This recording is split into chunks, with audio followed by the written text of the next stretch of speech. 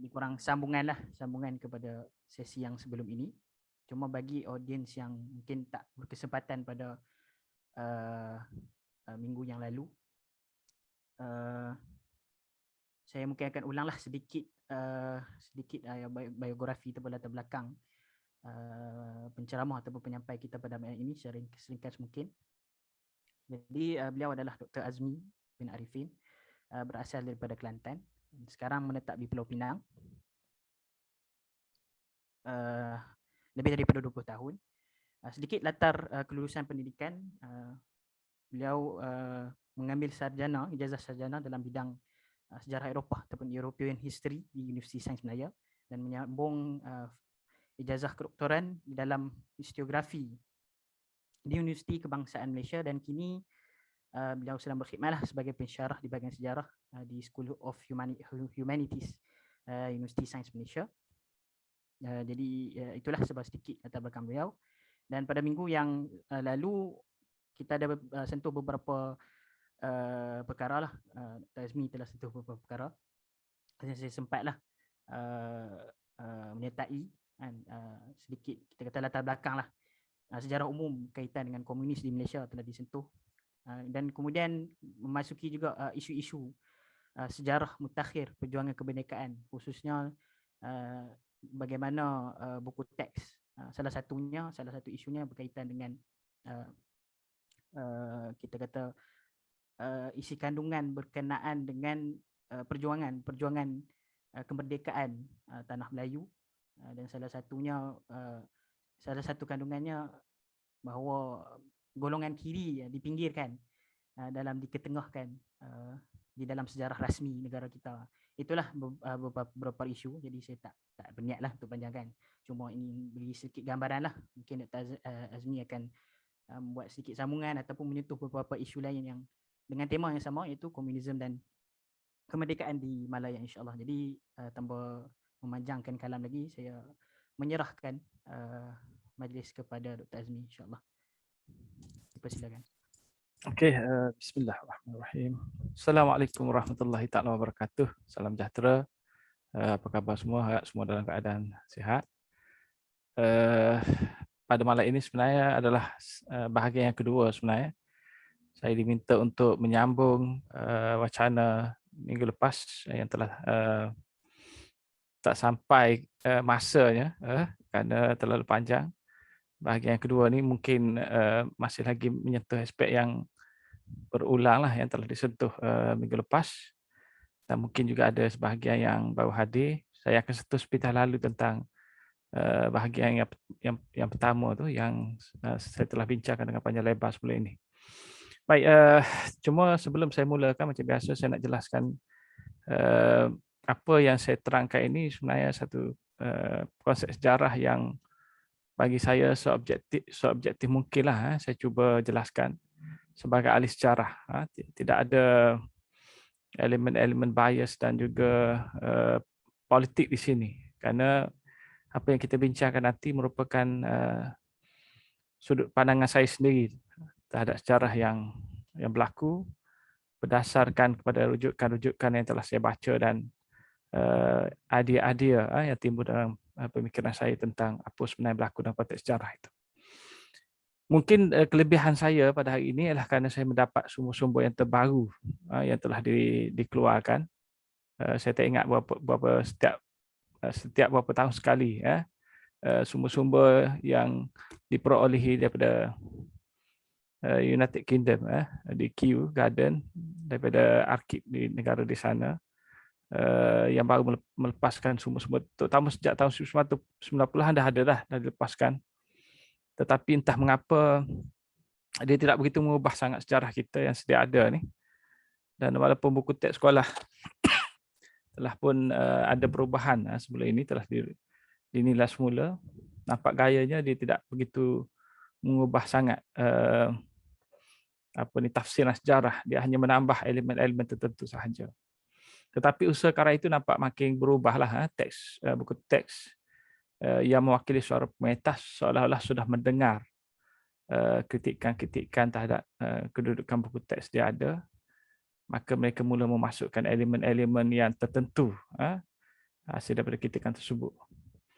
Cumanya perubahan tersebut dilihat sebagai itulah sejarah yang sebenarnya yang saya katakan sebagai keliru. Kenapa saya kata itu kekeliruan? Karena buku teks itu bukan buku sejarah. Ubahlah macam mana sekalipun, dia tidak akan menjadi buku sejarah. Dia hanyalah satu sejarah yang telah disusun oleh pihak pemerintah dengan kehendak-kehendak tertentu.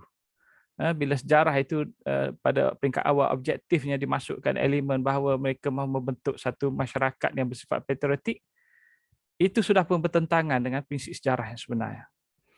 Jadi buku teks ini kita kena ingatlah, walaupun nama dia buku teks sejarah tingkatan 4, tingkatan 5 dan sebagainya, kita kena sedar bahawa dia bukan buku sejarah.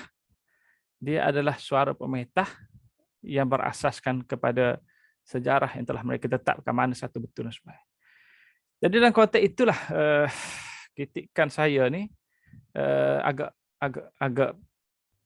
nak sebut keras pun tak keras sangat sebenarnya. Memang itu hakikatnya. Tak ada kelemahan dalam buku teks ni kerana dia berpunca daripada masalah ahli sejarah itu sendiri yang terikat dengan tafsiran sejarah yang lama, bacaan-bacaan lama menyebabkan mereka sukar untuk mengubah tafsiran bersandarkan pada rujukan-rujukan yang terbaru yang sudah boleh diperolehi oleh mereka. Sampai dah ke sini pun sebenarnya, di arsip semua dah ada dah orang ambil. Itu yang mengherankan saya.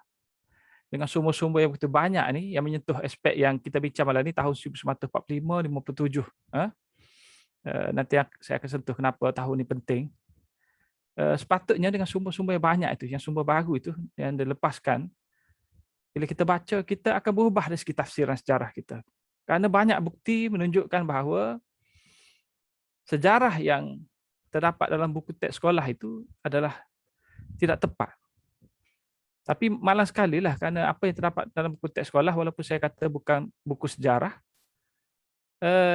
ia sebenarnya adalah terjemahan daripada sejarah yang difikirkan oleh sarjana itu sendiri. Ini masalah.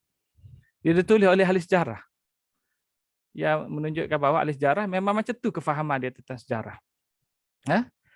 Baik, dalam konteks ini sebenarnya saya mengulang benda yang sama banyak kali saya bincang perkara ini di mana-mana tempat tentang tahun 1945-57 ni, satu tahun yang antara satu tempoh yang sering dilupakan dan dilihat dalam konteks yang penuh mengelirukan. Banyak perkara dalam tahun ini yang dikelirukan tentang bagaimana keadaan masyarakat pada masa itu, kedudukan nasionalis di mana mereka, siapa mereka, komunisme ni sekuat mana pengaruh mereka, apakah tema utama tahun 45-57 itu, adakah tema komunis ke, milenial ke apa. Milenial itu apa benda sebenarnya yang kita faham?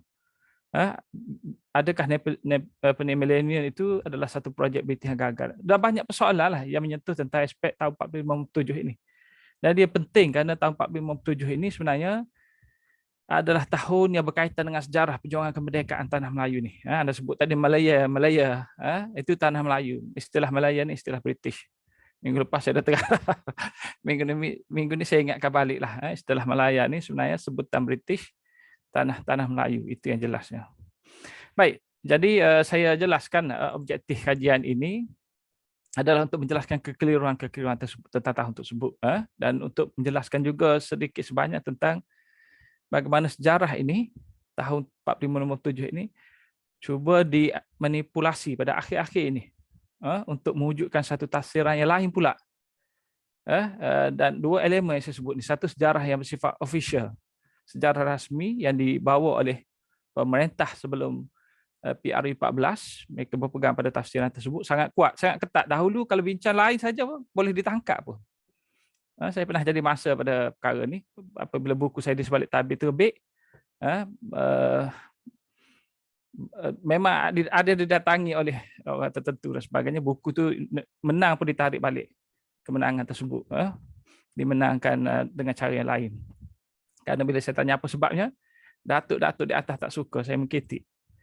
Mereka suka saya memuji saja. Macam tu sifat-sifat dia. Sebelum PRU 14 ni, oleh kerana keadaan pemerintah itu sudah agak kuat, lama dan sebagainya, sudah wujud satu mitos bahawa dia tak boleh tumbang, Maka akhirnya sejarah pun kental sifat dia, tak boleh dicabar kerana ia mewakili suara parti pemerintah. Kenapa? Sebab PRU 14 dijelaskan. Saya mengah sikit ya, minta maaf, semput sikit ni lepas suntik Pfizer ni lain macam. Malam ni dah nak demam. Cakap pun menahan nafas. Okey, selepas pilihan raya yang ke-14 itu ataupun yang ke-15 sebenarnya dari segi sejarah, pilihan raya tersebut menyaksikan tumbangnya parti pemerintah yang memegang secara kental sejarah yang ditafsirkan mereka berdasarkan buku teks tersebut. Kini sudah muncul elemen-elemen yang mencabar, sangat kuat. Dia sudah muncul tahun 1990-an, saya kaitkan dengan peristiwa reformasi dan sebagainya, penghujung tahun 1990-an. Bila tumbangnya kerajaan parti pemerintah ini digantikan oleh kelompok yang lain, parti yang lain, ada usaha-usaha untuk mengubah sejarah ni. Kenapa ada usaha tersebut? Dia berkait dengan elemen-elemen tuntutan terhadap hak-hak politik. Bagi orang Melayu pula, dia berkait dengan survival orang Melayu tu dari segi politik. Kerana dia berkaitan dengan aspek soalan-soalan seperti siapa sebenarnya pemilik tanah air ni. Satu. Siapa yang telah mempertahankan, memperjuangkan kemerdekaan untuk dia. Itu yang kedua, penting juga. Dan ketiga, elemen siapa yang jadi pengkhianat pada British. Ini perkara yang dikaitkan dengan pengiktirafan politik pada hari ini. Kalau dia misalnya dibuktikan berjuang untuk kemerdekaan tanah Melayu, maka dia sebahagian daripada entiti di sini. Dia adalah rakyat di sini, dia adalah orang yang mempertahankan hak bumi ini daripada penjajahan. Maka dia patut diiktiraflah, diberikan hak-hak, dihargai dan sebagainya. Tetapi kalau dia dibuktikan masa dia ada di sini, dia bersekongkol dengan penjajah saja kerja dia dan tidak pernah mempertahankan hak di sini, bahkan merampas segala hak yang ada di sini, maka dia di sini siapa? Ini masalahnya, memang besar soalannya. Mungkin kita tidak faham sangat, tapi memang sangat besar dan mereka difahami tentang kedudukan sejarah itu yang tidak berpihak pada mereka. Maka wujudlah tuntutan selepas pilihan raya PRU 14 itu, pelbagai jenis tuntutan sampai kepada peringkat mempersoalkan siapa sebenarnya yang mula-mula wujud di sini. Sampai dikatakan orang Melayu ini pendatang. Mereka lah sebenarnya ada di sini, sudah beragama orang beragama Hindu sudah awal ada di sini lagi, bertahun dan sebagainya. Macam tu sekali dipertikaikan. Dan dia bukan oleh orang biasa, dia oleh menteri-menteri dan sebagainya. Anda boleh lihat, bahkan ahli sejarah pun, ataupun mereka mengaku sebagai ahli sejarah. Saya tunjuk pada anda banyak beberapa buku misalnya yang telah mempertikaikan aspek tersebut. Mana buku dia? Ada ke tidak, tak jumpa di sini. Okey, tapi memang ada buku-buku tersebut yang telah mula mempertikaikan. Ini buku-bukunya, contohnya sejarah itu. Dia cuba untuk mengubah tafsiran sejarah dalam bentuk apa yang dikenali sebagai sejarah rakyat. Sejarah rakyat nama saja, sejarah rakyat. Dia sebenarnya sejarah yang betul adalah sejarah pembangkang. Dahululah, kemudian jadi sejarah pemerintah, jadi rasmi pula. Bila dia jadi pemerintah, jadi suara dia yang dahulunya suara rakyat, sekarang ni jadi suara pemerintah. Atau dahulu unofficial, sekarang ni jadi official pula. Dia boleh berubah. Apa sejarah rakyat saya jelaskan? Dia adalah satu bentuk dakwah yang baru pula untuk menentang dakwah lama. Dakwah yang lama kata komunis ni lawan British, UMNO dan British berjuang lawan komunis. Maka mereka dianggap sebagai juang kemerdekaan. Tak payah lawan British nak merdeka ni, lawan komunis pun merdeka. Kemudian satu lagi kelompok ialah oleh kerana mereka ni nak menunjukkan ruang-ruang bahawa kalau tak dikaitkan dengan komunis misalnya, tak ada sejarah perjuangan mereka. Adalah mungkin dalam bentuk parti MCA, MIC dan sebagainya, tapi mereka ini bersubhat dengan UMNO. Jadi mengiktiraf kedudukan UMNO sebagai pejuang kemerdekaan sebenarnya masalah juga. Jadi akhirnya cuba dicari satu ruang untuk mengangkat perjuangan komunis ini. Dan dia digerakkan sejak awal dahulu. Sejak awal dahulu lagi telah diperjuangkan. Tetapi akhir-akhir ini ketara bila ahli-ahli politik Melayu pun juga turut mengangkat sejarah mereka secara luar biasa. Diperlihatkan sebagai mereka telah berjuang walaupun yang bercakap ini tidak pernah mengkaji. Saya petik seorang tokoh lah. Kawan saya juga, Haji Mat Sabu misalnya. Dia kata komunis ni pejuang kemerdekaan UMNO pun sebab British. Tak apa dia memahami sejarah bahawa UMNO ni banyak berkait dengan sejarah perjuangan kemerdekaan dalam konteks-konteks yang tertentu. Kalau dia kata komunis ni menentang British, UMNO sebab British, itu satu pernyataan yang salah. Kalau ikut tafsiran saya, komunis inilah pesebab British. Jadi dibincangkan dalam konteks yang sangat tidak ilmiah, dia angkat satu pihak, direndahkan, dicemuh pihak yang lain dalam tujuan-tujuan politik. Apa sebenarnya perkara ni? Apa sebenarnya yang nak dibawa? Matlamat dia adalah politik, kerana tujuan untuk mungkin mendapat sokongan untuk mencairkan jurang pemisah yang wujud di antara ahli politik Melayu dan bukan Melayu dan sebagainya lah. Tetapi itu satu perkara. Yang kedua, yang perkara yang paling penting dari sejarah yang bagi saya agak merisaukan hari ini ialah wujudnya usaha-usaha yang agak tegar yang telah dibuat untuk mengubah sejarah itu dalam konteks meminggirkan lagi masyarakat pribumi ini dalam sejarah perjuangan dia, mengangkat satu kelompok yang sebenarnya agak asing dalam sejarah perjuangan. Kenapa saya kata asing? Misalnya nak dikaitkan dengan perjuangan komunis yang majoritinya dikuasai oleh orang-orang Cina misalnya. Kesedaran mereka tentang kedudukan mereka sebagai rakyat di sini, tahun 50-an pun mereka tak sedar lagi. Ini diakui oleh Xi Jinping. Dia kata tahun 50 ni kita tak tahu lagi ini negara kita ni. Kita masih lagi berkiblat ke negara Cina. Itulah negara kita sebenarnya. Macam mana mereka boleh dianggap sebagai pejuang kemerdekaan di sini? Dan ada tak catatan yang menunjukkan mereka berjuang untuk kemerdekaan tersebut dengan cara jelas? Selain daripada kehendak untuk merdeka dalam konteks menubuhkan sebuah negara komunis yang terasing daripada cekaman British, cabang pada negara Cina. Itu sangat penting. Kerana PKM ni sebenarnya saya cerita minggu lepas, dia bukan orang di sini. Dia diimport dari negara tanah besar China, dibawa khas dari cabang parti komunis China.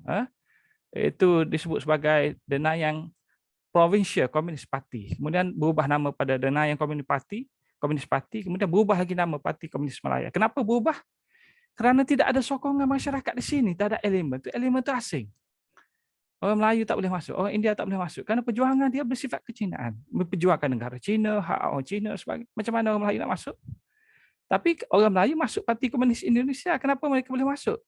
Isunya bukan mereka percaya Tuhan, bertentangan dengan agama. Itu sebenarnya timbul perdebatan yang hebat pada masa itu. Golongan agama pun kata sebenarnya komunis ni alat saja, tunggang macam kuda, kaldai saja untuk mencapai kemerdekaan. Ada isu lah di sini yang saya tidak berani menyentuh, bukan kepakaran saya, tapi saya nak jelaskan di sini. Orang Melayu dengan PKI ni mereka boleh berbaik, mereka boleh berjuang bersama-sama. Tan Melaka, Alimi, Mukhtaruddin Lasso dan sebagainya. Mereka boleh terima. Bahkan Mukhtaruddin Lasso inilah yang menaja menggerakkan bersama tokoh nasionalis lain PKMM ni, Parti Kebangsaan Melayu Melayan. Dia yang bergerakkan. Dia komunis. Semua orang tahu masyarakat dahulu bukan jahil sangat tentang perjuangan kemerdekaan, tentang siapa yang berjuang, siapa yang ada sekeliling mereka, apa yang perlu mereka lakukan. Mereka dah advance dah sebenarnya. Satu dunia sudah pun mereka tahu perkembangannya. Mereka tahu British kena beri kemerdekaan. Mereka tahu dah tu. Akhbar satu dunia bicara tentang kemerdekaan. Kenapa tanah Melayu tak merdeka? Mereka dah baca dah. Mereka dah baca tentang Piagam Atlantik yang menyebut bahawa British harus menyerahkan tanah jajahan satu persatu tanpa mengekalkannya. Itu perjanjian dengan mereka dengan PBB. Mereka dah tahu dah. Yang tidak tahu ialah kelompok kanan yang tidak peduli sangat ni. Kelompok-kelompok konservatif Melayu, elit Melayu ni, mereka tak peduli kerana mereka tak mahu merdeka. Baik, jadi sejarah yang cuba diubah ni dia berbeza. Dia bukan saja sejarah kemerdekaan saja. Bila diperhatikan, dia juga berkait dengan sejarah. Semua elemen sejarah tu daripada zaman awal sampai hari ini. Contohnya lah peristiwa 13 Mei ni pun oleh keluarga Siam nak diubah dalam bentuk yang bahawa yang tidak bersalahnya satu kelompok, yang bersalahnya satu kelompok disebut dengan polis dengan bukti-bukti yang dia adakan dan sebagainya, dan dikata ada konspirasi antara menteri-menteri dan sebagainya. Ini perbincangan politik oleh ahli politik, bukan ahli sejarah. Dia mengkaji, memanipulasi sumber-sumber yang dia kata sumber pertama dan sebagainya. Tak ada sumber pertama pun dia guna.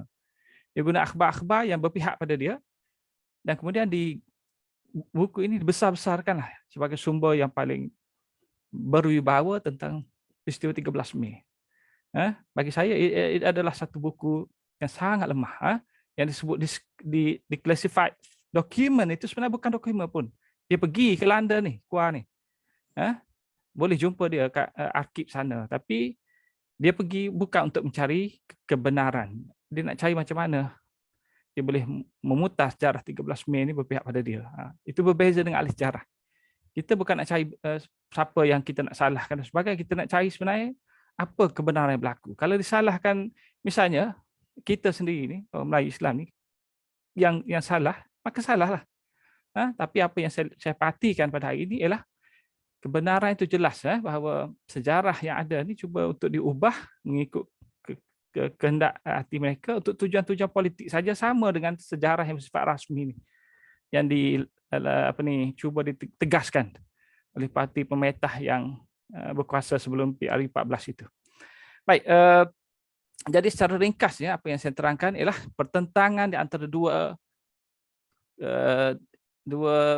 ideologi ni, politik yang menggunakan sejarah sebagai alat perjuangan mereka. Satu ialah parti pemerintah yang diketuai oleh UMNO bawah nama Barisan Nasional. Dia menetapkan sejarah, itu yang kena ikut. Zaman lalu memang teruk. Anda boleh, kalau anda petikan komunis ni sebenarnya pejuang mereka boleh kena tangkap tu. Tak payah tunggu esok, malam tu pun kena tangkap tu dah. Anda tulis berbeza sikit, tapi kemudian dia makin berubah kerana perubahan masyarakat itu sendiri. Maka akhirnya sekarang ni boleh dah kritik. Tak ada masalah. Saya pun dah tak ada masalah dah kritik. Bukan kritik saja, saya ada puji juga. Kerana orang tak faham apa yang saya cuba sampaikan. Memang saya kritik UMNO, tapi saya ada bahagian saya puji juga. Kerana saya melihat dari sudut yang objektif. Yang tengok saya puji itu, dia kata saya UMNO. Kalau yang tengok saya kritik, dia kata saya anti UMNO. Dia tak mau lihat saya ni sebagai ahli sejarah yang cuba untuk tidak berpihak. Baik, jadi pertentangan di antara dua pihak ini sebenarnya telah menyebabkan kita ni di tengah-tengah ni, bila baca sejarah ni, jadi confused. Mana satu sebenarnya versi sejarah yang betul? Ada tak versi sejarah yang betul? Ini masalahnya.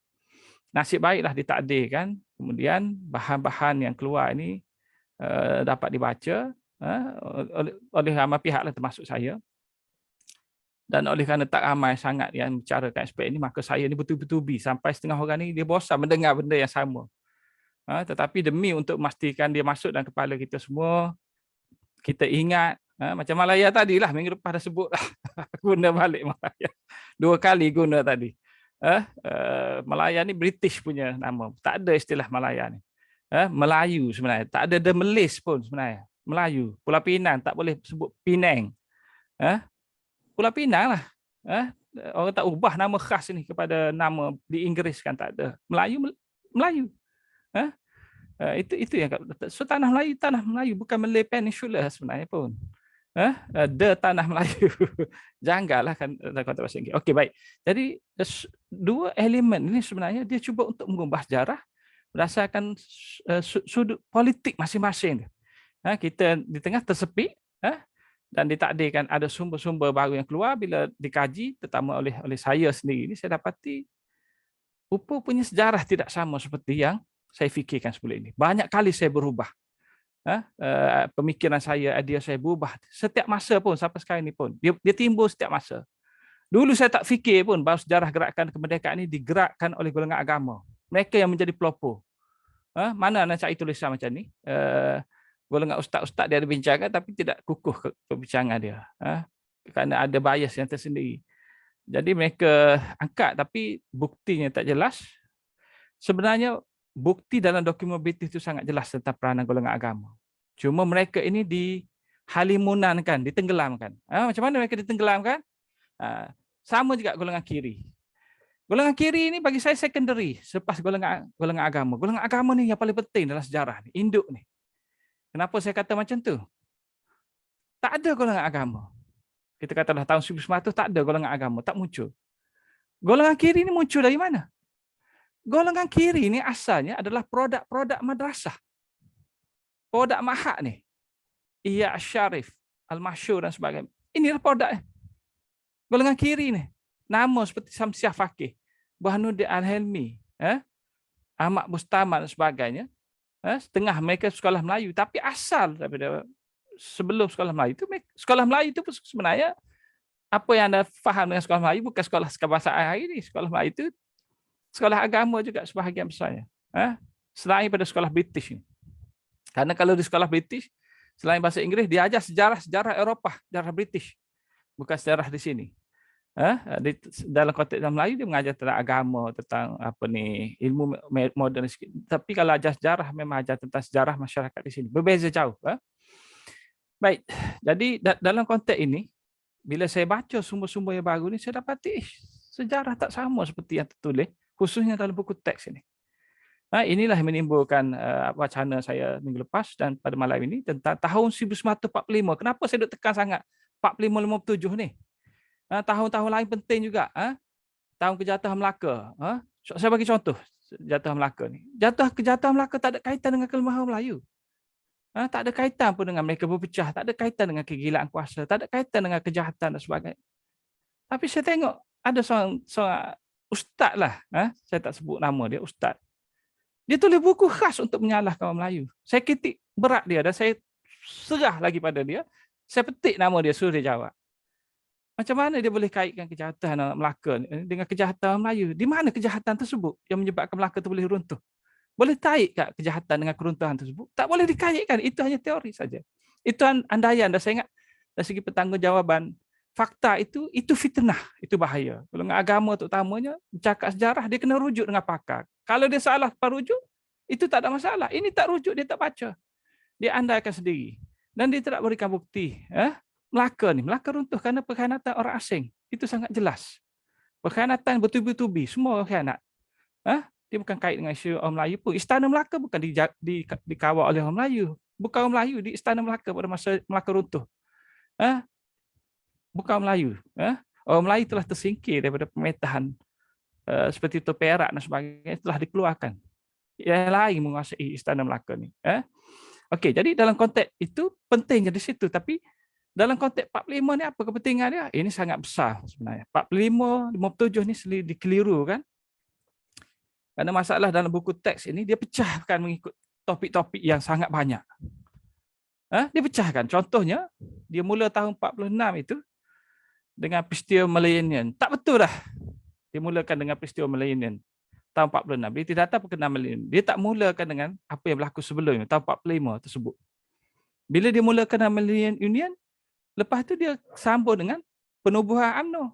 Penubuhan UMNO dalam buku teks cerita dia tak betul.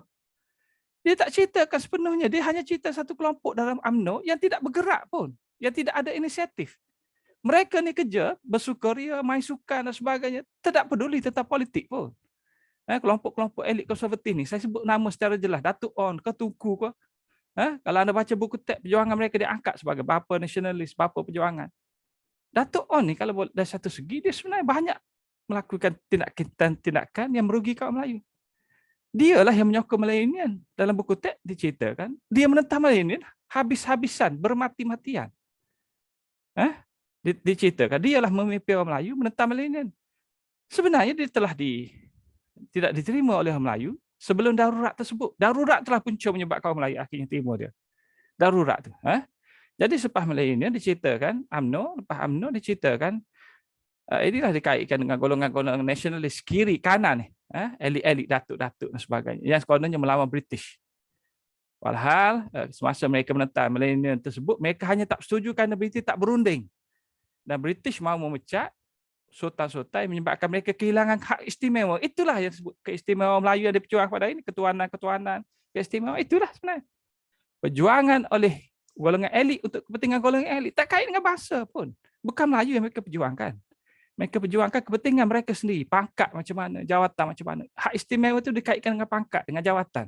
Dengan hak-hak politik tersebut yang boleh yang dipegang oleh mereka dari keturunan satu keturunan. Itu yang mereka bincangkan. Dan bila British lihat bahawa mereka dah silap kerana mereka tidak disokong oleh semua pihak. Bukan Melayu pun tak sokong Millennium, kiri tak sokong, kanan pun tak sokong, maka apa kesan dia? Kalau itu berlaku, mereka perlu serahkan kuasa. Itu syarat dalam Piagam Atlantik. Kalau masyarakat di sini tak sokong British lagi, dia kena serahkan, berikan kemerdekaan. Maka British terpaksa mengalah. Berjumpa dengan UMNO, pada masa itu, ingat UMNO masa ditubuhkan, dia bukan Datuk On saja, bukan Tunku saja, bukan golongan kanan saja.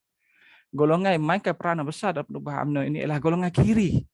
Burhanuddin, Syamsiah Faqih yang komunis itu, kalau orang kata Syamsiah Fakih komen ni, UMNO tu komen ni lah. Kerana Syamsiah Fakih dalam tu. Ahmad Mustaman. Siapa yang berada di luar pada UMNO, dia bukan nasionalis. Dalam konteks inilah silap-silap Mak Indra apa ada sekali. Orang Melayu yang di luar daripada UMNO pada masa itu, dia bukan nasionalis. Semua orang ada dalam UMNO. Kanan, kiri, komunis ke, sekularis ke, nasionalis, apa macam mana sekalipun, golongan agama, semua ada di situ. Bersatu dalam situ sekejap. Kerana terkejut dengan tindakan British. Tapi apa yang berlaku? British pergi jumpa Datuk On, bincang. You nak apa, Datuk On? Cerita pada kami. Maka disebutlah, ini yang kami mahukan. Maka British beri. Maka sebab British beri syarat milenial diterima. Diterima. Sejarah ni tak ceritakan keadaan, kebenaran itu dengan sebetul-betulnya. Dia cerita kebaikan-kebaikan saja. Benda-benda negatif dia tak mahu ceritakan tentang pengkhianatan-pengkhianatan yang berlaku. Yang kita wajar tahu. Kenapa kita wajar tahu? Kita bukan nak salahkan orang yang telah melakukan. Kita nak tahu keadaan selepas itu dari segi kedudukan hak dan sebagainya, itu penting. Siapa yang perjuangkan kemerdekaan itu penting misalnya. Nak diraihkan perjuangan kemerdekaan. Orang yang bersahabat dengan penjajah diraihkan. Orang yang lawan dipenjarakan sampai mati. Dipinggirkan, dianggap sebagai komunis. Terbalik habis. Jadi Datuk On pada masa itu, dialah sebenarnya siapa tokoh bapa milenial Datuk On lah sebenarnya. Dialah yang memenuhi hasrat British untuk milenial. Macam mana dia buat? Dia memelayankan. Itu saya kata jangan guna istilah Malaya tu. Datuk On yang memelayankan. Macam mana dia buat? Dialah yang terima milenial, dialah yang menerima dasar Jusoli, dialah yang cuba memaksa masyarakat Melayu supaya menerima prinsip Malayan nationality. Dialah yang menggerakkan ini. Malayan nationality Datuk On, dia berada dalam community liaison committee pada masa itu, ramai bukan Melayu, dia seorang je yang ada dalam tu, selain pada datuk-datuk lain yang tidak begitu berguna sangat dari segi nasihatnya, maka dia terpengaruh. Dia diracun oleh pemikiran bahawa masyarakat semua mahukan penyatuan dan sebagainya, yang menyebabkan negara ini boleh bentuk bangsa yang lebih bersatu. Itulah, kita tak boleh salahkan dia juga. Tapi kesilapan itu tetap satu kesilapan. Kenapa? Nanti saya akan jelaskan. Jadi Datuk On telah terima kerakyatan Jusoli, dia perkenalkan Malayan Union itu, Malayan nationality itu, kemudian diluluskan oleh UMNO, diluluskan oleh Majlis Raja-Raja Melayu. Diluluskan tahun 47. Raja-Raja Melayu luluskan. Malayan nationality ni apa? Menerima kerakyatan Jusoli cara yang dikehendaki oleh British. Yang dikatakan dalam buku teks itu, orang Melayu menentang habis-habisan. Sebenarnya kepimpinan elit menerima habis-habisan setelah mereka mendapat apa yang mereka mahukan. Hak sultan, hak negeri, itu yang mereka mahukan. Sebab tu Persekutuan Tanah Melayu disebut.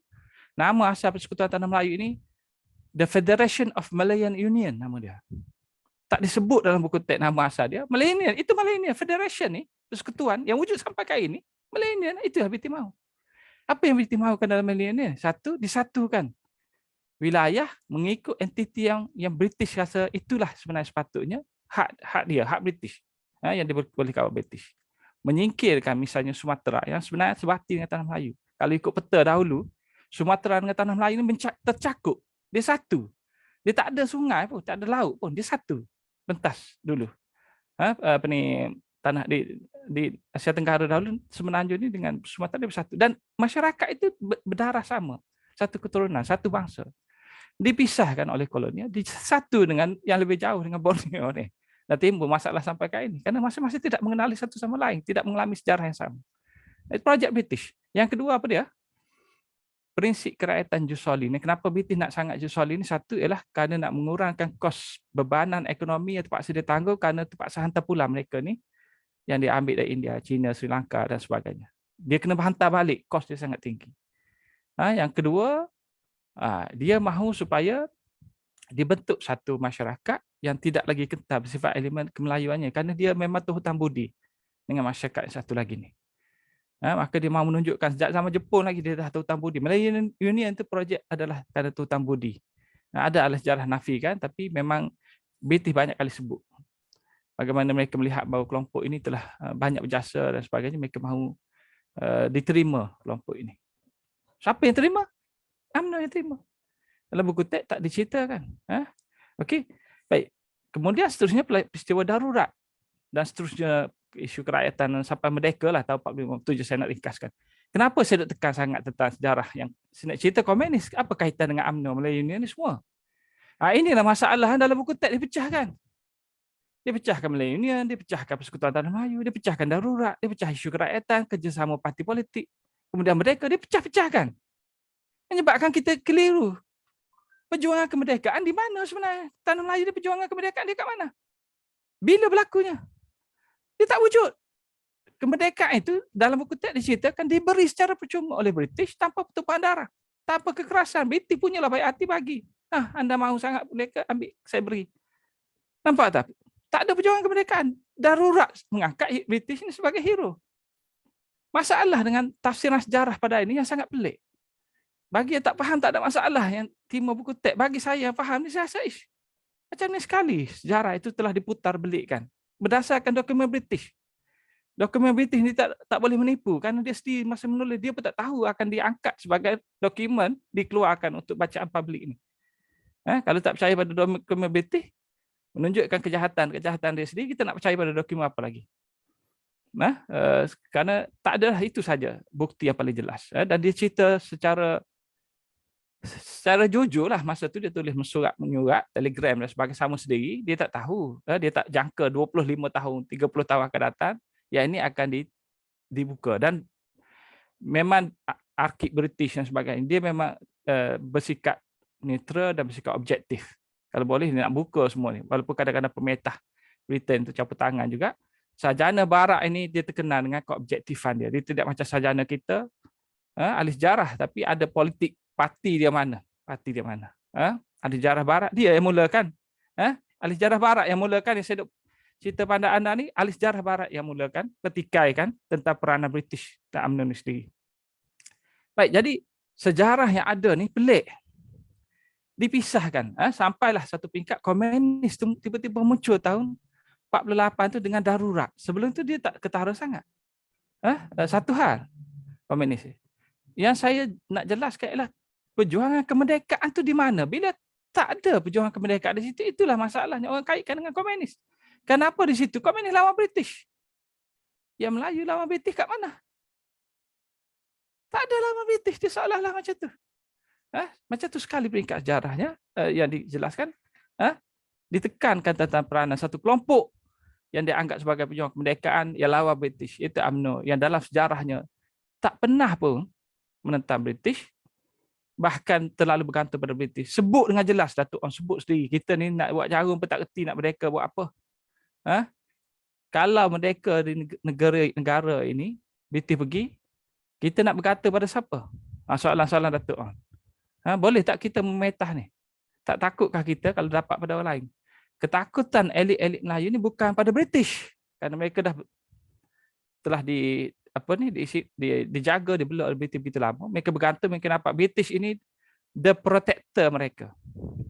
Ketakutan mereka adalah terhadap pihak yang lain. Tapi perangai sikap mereka menangani ketakutan itu pelik. Kerana akhirnya dalam usaha mereka untuk mengurangkan kebimbangan tersebut, mereka beri saja. Datuk On, sejarah Datuk On ni, dia beri kerakyatan, dia yang memulakan pemberian kerakyatan Jusoli mula-mula sekali. Dia yang mulakan, kemudian Tunku beri sampai dekat 2 juta terus. 2 juta ni kerakyatan apa? Jusoli, maksud dia automatik diterima sebagai rakyat tanpa ada tanya kesetiaan pada siapa, dia nak jadi bangsa apa, bahasa dia apa ni dalam konteks dia ni sebagai rakyat di sini, apa yang dia akan sumbangkan, tak ditanya yang tu semua, diberi secara automatik. Dia tetapkan kemudian syarat 5 tahun, 10 tahun, tapi tetap dapat kerakyatan juga. Ini adalah sumbangan daripada UMNO. Tapi sejarah buku teks sebut UMNO menentang Jusoli. Bila masa UMNO menentang Jusoli ni, UMNO menerima Jusoli. Semua akan terima Jusoli ni sebenarnya. Kiri pun terima Jusoli kerana tidak ada pilihan. Tapi anda tengok cara kiri menangani masalah ni, kerana dia faham kalau terima mesti dicairkan kebangsaan dia dalam kebangsaan sini. Maka mereka bentuk Perlembagaan Rakyat tahun 47 dalam bentuk putera EMCJA. Ada dalam buku teks tu dimasukkan baru-baru ni. Bila dimasukkan, anda tengok apa reaksinya. UMNO pergi buat report polis. Kata ini komunis. Dia boleh kaitkan dengan perjuangan Melayu tu dengan komunis. Kerana dia nampak PKMM ni sebagai komunis. Masuk putera EMCJA dalam buku tingkatan 4, itu usaha mengkomuniskan. Pelik saya tengok. Ada pensyarah datang tanya saya, Dr. Azman, betul ke komunis? Komen ni apa? Benda ni lah patut ditonjolkan bahawa dahulu ada usaha untuk menyatukan bangsa ini mengikut kebangsaannya kebangsaan Melayu. Disebut. Kalau kita memetah nanti, bangsa ni nak dikenali sebagai bangsa Melayu. Bahasa dia apa? Bahasa Melayu. Agama Islam, agama rasmi. Sultan dan sebagainya. Negeri. Agak lengkap. Mereka nak buat keputusan ni, mereka bertengkar sampai nak baling kursi. Kerana tidak sama pandangan. Akhirnya 3 orang pemuda MCA sokong yang menyebabkan undi untuk mengenali bangsa itu sebagai bangsa Melayu menang.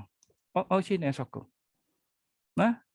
Menyebabkan itu menang. Satu pengorbanan yang sangat besar untuk menghasilkan satu, walaupun dia tidak mungkin tidak, kita kata satu masa nanti dia boleh berubah, tapi sekurang-kurangnya ada usaha ke arah itu.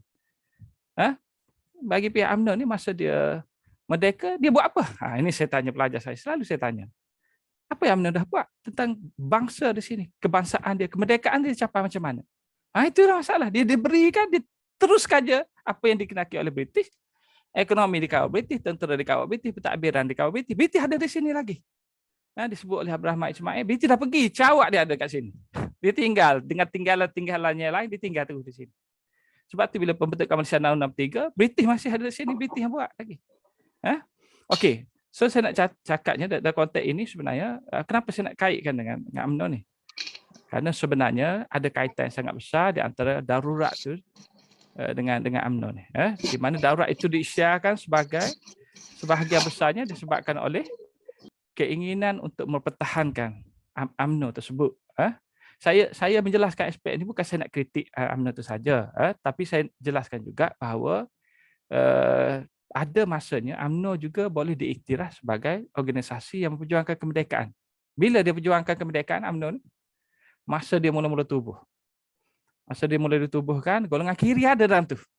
Golongan menuntut merdeka ada, golongan komunis ada, golongan agama, golongan kanan, semua ada di situ. Mereka menuntut merdeka.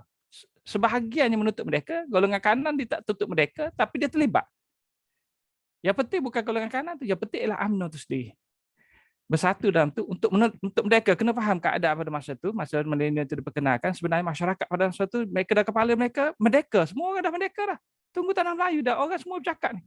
Akhbar-akhbar di mereka sebut, bila tanah Melayu nak merdeka? Kami dah merdeka. Contohnya. Kemudian mereka kata, British buat apa lagi? Di tanah Melayu ni, British dah janji nak bagi kemerdekaan. British buat apa lagi? British tak mau beri ke? Mereka berkritik dan sebagainya. Afrika tu, tentang tanah Melayu ni. Kerana sini tak merdeka lagi, dijajah lagi. Dan masyarakat Melayu sedar, dia baca akhbar dah. Tak ada internet, tapi akhbar sudah bincang benda-benda peringkat dunia ni sudah ada. Anda betul cuba tengok akhbar tahun 40-an. Sudah bincang dah. Perkembangan di dunia, Amerika, piagam Atlantik dah ada dah keluar dalam akhbar. Semua golongan tahu dah bahawa British terpaksa beri kemerdekaan, tapi UMNO tak mahu.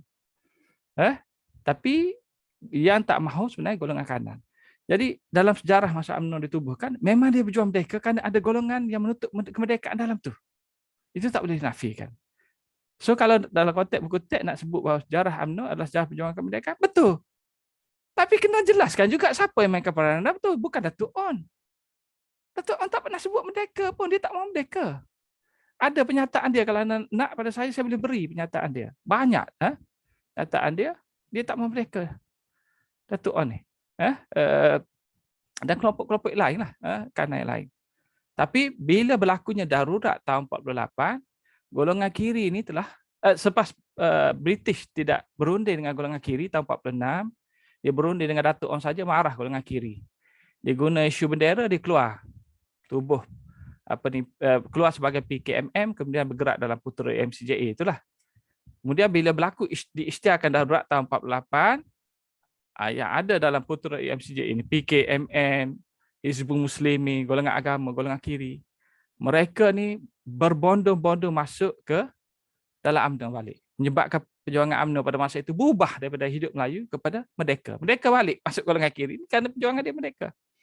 Di situlah kedudukannya. Kalau dah sejarah ini kita nak angkat perjuangan UMNO, kena masukkan golongan kiri.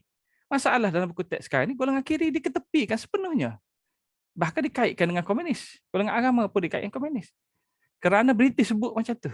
British ni semua orang lawan dia semua komunis. Macam hari ni lah. Ada yang jahat, ada yang baik. Semua teroris. Masa dia datang ke tanah Melayu, semua feudal. Istilah-istilah. Kelantan panggil menganyi. Istilah yang digunakan untuk menghina orang. secara negatif. Jadi dia guna istilah komunis ni untuk semua pihak, walaupun bukan komunis dan anti komunis. Jadi okey, dalam konteks ini masalah dalam buku teks ni. Dia ada tema yang tersembunyi. Apa tema dia? Sejarah perjuangan kemerdekaan. Yang tertonjol tahun 45, 46, 57, 45, 57 ini sejarah perjuangan komunis lawan British. UMNO tak lawan British. Ini ya orang kelompok yang memperjuangkan sejarah rakyat duduk kritik ni. Dia kata Dato' On pro-British. Tunku pro-British. UMNO pro-British. UMNO bersebab British. Yang lawan British komunis. Dan saya satu segi betul lah. Kerana UMNO kata dia tak berjuang merdeka. Dia mengaku. Sampai kali ini timbul isu. Dulu dia kata dia berjuang merdeka. Sekarang dia kata kita tak perlu berjuang merdeka. Pasal apa? Negara ni tak dijajah. Macam tu pula cara dia jawab. Tak dijajah pula lah. Kepala dia ni dijajah ni macam mana agaknya? Diikat di pokok, rantai kaki apa semua, itu kan dijajah, diperhambakan, dijajah ni diperhambakan. Itukah maksud dia? Kena hantar bom, kereta kebal dan sebagainya. Itu dijajah. Kalau mari baik-baik apa semua, tipu-tipu sikit, rampas sana, rampas sikit, miskin ke apa semua, itu tak dijajah. Itu masih mulia. Agak-agak macam itulah. Dia bagi alasan dia tak boleh merdeka kerana tak dijajah. Dan golongan pesarjana ni, yang apa ni, ada ideologi, ahli intelektual, tokoh-tokoh politik dan sebagainya. Mereka ni mempertahankan mitos-mitos ini untuk mengangkat sejarah mengikut kehendak-kehendak ideologi mereka, secara yang tidak bersifat objektif.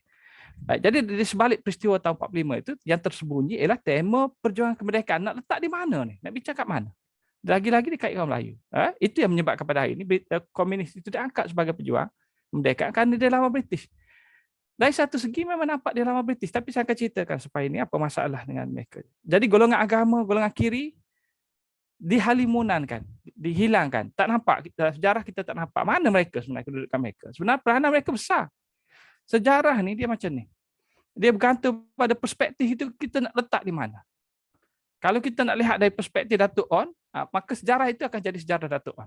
Kalau perspektif dia cimping, maka sejarah itu akan jadi sejarah cimping. Mengikut kehendak dia. Maka perspektif apa yang kita nak pegang? Perspektif ahli sejarah ke? Perspektif UMNO ke? Perspektif PKM ke? Perspektif mana? Kalau perspektif ahli sejarah, maka berasaskan bukti-bukti yang tidak memihak, maka sebenarnya kelompok agama ni sangat, ini satu benda yang besar sebenarnya. Saya cakap tapi saya sendiri tak mampu buat kerana terlalu banyak sangat komitmen saya untuk hasilkan buku-buku dan banyak projek yang saya sudah tumpukan. Tak boleh nak berpusing ke projek-projek yang lain. Perlu ada satu kelompok yang menekankan aspek ini secara ilmiah. Tak boleh, golongan ustaz saja tak boleh bincang kerana dia tidak akan dihormati kerana bukan kepakaran dia. Dia boleh berjuang merdeka, angkat kelompok ulama dan sebagainya, tetapi itu tidak mantap. Dia kena ahli sejarah juga. So kena cari ahli sejarah yang ada fikiran macam ni, yang boleh menterjemahkan balik sejarah ni dalam konteks sebenar, dari perspektif ni, perspektif yang sebenarnya. Kerana apa? Kerana saya kata tadi, golongan agama ni dia yang memulakan elemen kesedaran politik tu. Kalau tak ada dia, kiri tak ada, kanan pun tak ada. Kanan ni dia berjuang, dia mula menimbulkan, mewujudkan, menubuhkan persatuan sosial, persatuan negeri Melayu ni, tahun 20-an, kerana tekanan daripada golongan agama ni lah, yang mengkritik dia sebagai tak buat kerja, suka hiburan, berpoya-poya dan sebagainya. Maka dia kata tak boleh ni, kena kritik saja ni, terpaksa mempertahankan diri, maka dia tubuhlah persatuan-persatuan ni. Persatuan-persatuan ni yang pro-British. Tapi dia ceritalah tentang hak Melayu dan sebagainya, untuk cukup syarat. Tapi yang penting golongan kiri lahir daripada madrasah, Syamsiah Faqih, daripada madrasah, sekolah agama, adil daripada agama. Itulah yang menyebabkan dia jadi seorang pejuang. Dan bukan sedikit pengaruh ni. Kalau dikaji betul-betul, sebenarnya sangat besar kesan dia. Madrasah ni saja melahirkan beribu-ribu pelajar yang kebanyakannya menjadi nasionalis. Sampai golongan kiri ni, kekuatan perjuangan dia dianggarkan boleh mencapai sampai 80,000. Ada yang kata 100,000. Baca Funston tentang sejarah PAS dan UMNO ni dikaitkan dengan golongan kiri ni. 100,000 dianggarkan. 81,000. Ada yang kata 50,000. Tapi puluh-puluh ribu tu. PKM 12,000 je tapi dia angkat sehebat sebesar-besarnya. Baik, jadi sejarah yang dihalimunankan ini disembunyikan dalam konteks buku teks dan konteks sejarah British. British tak sebut sangat. Tapi dalam sumber perisikan ada. Sebab tu saya kata bila sumber tu keluar kita tengok perisikan dia, Rupanya macam ni dia fikir kan, dalam perisikan lain, dalam report sebut lain, warta kerajaan, perintah kerajaan dia kata ni komunis apa semua, tapi bila dalam perisikan dia kata golongan agama lain, yang terpendar dengan yang tersurat ni. Okey. Baik, jadi bila itu dipinggirkan, diganti dengan sejarah lain yang tidak berkait dengan perjuangan kemerdekaan. Malayanian menentang UMNO berjuang untuk pertahankan hak Melayu, tak kait dengan kemerdekaan. Kemudian Persekutuan Tanah Melayu cerita tentang kerakyatan, syarat-syarat dan sebagainya. Isu lebih kepada penyesuaian politik Melayu untuk timur bukan Melayu. Kemudian darurat, jadi British jadi hero penyelamat kaum Melayu dan sebagainya. Tak ada perjuangan kemerdekaan di situ. Kemudian kerjasama kaum, mana perjuangan kemerdekaan di sini? Ini masalahnya, tiba-tiba dapat kemerdekaan. Munasabah tak sejarah macam ni? Kerana dilihat dalam konteks tafsiran sejarah yang hanya berpihak pada UMNO itu saja. Bukan saya nak kritik UMNO, kena saya jelaskan berkali-kali, saya bukan nak kritik UMNO. Saya nak kritik sejarah ni yang tidak betul. Kalau nak cerita komunis, kalau betul komunis ni baik, baiklah komunis tersebut. Saya sering kata pada orang, sampai dituduh sebagai komunis, saya kata komunis ni dia sebelum darurat, dia tidak melakukan keganasan. Dia tidak buat keganasan itu semua. Yang buat ganas ini adalah kelompok Komintang. Tetapi sering disalahkan komunis. British salahkan komunis. Komintang ni pro-British. Komentar ni macam diwakili oleh MCA ni lah Komintang. Jadi sebenarnya tidak sebelum darurat komunis tak pernah pergi melakukan keganasan, pergi tembak orang apa semua. Tak ada. Tak pernah itu berlaku dalam sejarah, memang semua diakui, tak ada. Yang kita duk kata komunis pergi bom tempat orang, serang bala polis, itu bila? Itu selepas darurat. Bila berlaku darurat, berlaku perang. Maka komunis pun seranglah British. British pun serang komunis. Itu adalah adil lah bila saya cakap macam tu. Orang kata tengok Dr. Azmi dah jadi komunis. Tadi nasionalis sekejap. Kemudian sekejap jadi komunis pula. Lepas ni nak jadi siap nak report polis dan sebagainya. Punyalah pemikiran kita terkatuk macam tu sekali. Nak ceritakan kebenaran tu macam tu sekali. Walaupun kebenaran tu hanyalah sejarah saja. Maksud saya ialah dia boleh diterima, dia boleh diketepikan oleh anda. Kalau anda tak setuju, anda boleh tolak pandangan saya. Saya tidak paksa. Tapi anda fikirlah dari segi kemunasabahan. Diganti dengan sejarah perjuangan yang tidak terkait dengan perjuangan kemerdekaan secara langsung. UMNO, Perikatan, British, contohnya ditunjukkan kebaikan-kebaikan dia. Dialah yang beri kemerdekaan. Kemerdekaan ini tanpa pertumpahan darah, tak ada keganasan. British beri saja punyalah baik. Kita pun tak dijajah apa semua. Itulah elemen mengangkat British. Hari ini orang dah mula petikai kan. Orang kata British datang sini sebenarnya bermanfaat. British ni baik. Dia yang hapuskan hamba. Dia yang hapuskan feudalisme. Dia yang memastikan demokrasi. Jadi macam tu dah pula. Dah sejarah ni. Cuba diubah macam tu pula. Sebab orang kata tak dijajah. Maka kelompok rakyat sejarah rakyat ni dia angkat kebaikan British. Kenapa kebaikan British dia angkat? Kerana kelompok-kelompok di samping British tu jadi baik juga secara tidak langsung. Baik, elemen yang kedua mungkin boleh dijelaskan. Tadi saya cerita tentang buku TED dan sebagainya. Kenapa tahun 45-47 saya jelaskan? Itulah. Di situ terselit sejarah perjuangan kemerdekaan. Dia tidak diceritakan secara, dia sepatutnya diceritakan secara satu tema sahaja. Apa tema dia? Perjuangan kemerdekaan dan tindak balas British. Itu tema dia. Orang lawan, British bertindak. Orang lawan, British bertindak. Itu sepatutnya yang dikaji. Bukan cerita darurat. Darurat ni sebenarnya kesan daripada tuntutan UMNO supaya British ambil tindakan terhadap golongan kiri dengan mengaitkan mereka sebagai komunis. Dan usaha British untuk menyelamatkan UMNO daripada runtuh pada masa itu. Kerana UMNO ni sudah tergugat, cawangan dia bubar sebagainya. Maka darurat diisytiharkan bukan untuk menentang komunis saja, untuk menyelamatkan UMNO. Menteri dalam negeri yang menggalakkan darurat diisytiharkan itu Datuk On, dia yang bagi warning. Tak ambil tindakan, habis. Tak ambil tindakan, habis. Bahaya dari gunung, bahaya dari seberang, bahaya dari hutan, macam-macam. Dia sebut. Dan British, semua perisikan British mengakui itu yang sedang berlaku. Golongan kanan pun diserak, ditelan oleh kelompok kiri. Maknanya dia ahli-ahli UMNO dah berubah jadi golongan kiri. Betul banyak cawangan parti-parti yang ada dalam UMNO pada masa itu telah menukar kepada PKMN, termasuk di Pulau Pinang, di Johor dan sebagainya, secara beramai-ramai. Menyebabkan timbulnya ketakutan. Datuk Om bagi warning, jangan pergi ke Gunung Semanggur, jangan pergi tempat komunis-komunis itu. Orang pergi juga. Ke UMNO pergi juga. Ramai yang tidak setuju dengan kepercayaan Datuk On. Kerana tidak mahu merdeka. Dulu awal mereka sokong kerana mereka percaya dia nak tutup mereka. Rupanya dia tak mahu merdeka. Maka orang mula keluar daripada UMNO menyertai PKM. Itulah darurat diisytiharkan pada tahun 48. Jangan diketepikan elemen tersebut. Karena komunis ini saya dah jelaskan minggu lepas, dia telah dibesarkan peranan dia, kekuatan dia, ancaman dia dan sebagainya. Dia bukanlah sebuah organisasi yang mengancam British. Dia tidak pernah mencabar British. Lepas zaman Jepun nak pergi, tinggal komunis, dia berkuasa 14 hari, masa tu senjata dia penuh di tangan. Sebelum British datang ni, dia boleh berperang dengan British. Golongan kiri Melayu pergi jumpa dia. Ibrahim Haji Yaakob pergi jumpa Chimping. Ajak dia pergi berperang dengan komunis. Mari kita lawan sama-sama bersatu. Dia tolak mentah-mentah. Dia kata kita tak mau berperang. Kita mau masuk sistem demokrasi. Kita mau guna sistem British. Kita tak ada masalah dengan British yang sebagainya. Komunis ni. Dia tidak pernah mencabar British pun. Dan dia tidak mampu mencabar British. Dia tidak akan mencabar British. Kenapa?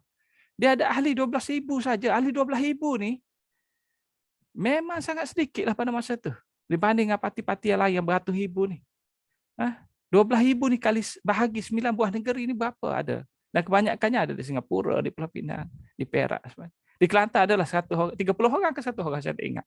Dibesar-besarkan. Tengok komunis sudah wujud di Kelantan. Di Gua Musan, masa tu komunis sudah menawar bala polis, bahaya komunis sudah merebak satu Malaya. Padahal adalah berapa puluh orang di situ komunis. Dibesar-besarkan. Tujuannya supaya British dapat mengaitkan seluruh kelompok nasionalis itu sebagai komunis. Semua dikaitkan. Golongan agama dikata komunis dan laporan-laporan British. Golongan agama komunis, golongan kiri komunis. Dan ada ahli sejarah percaya, termasuk di luar.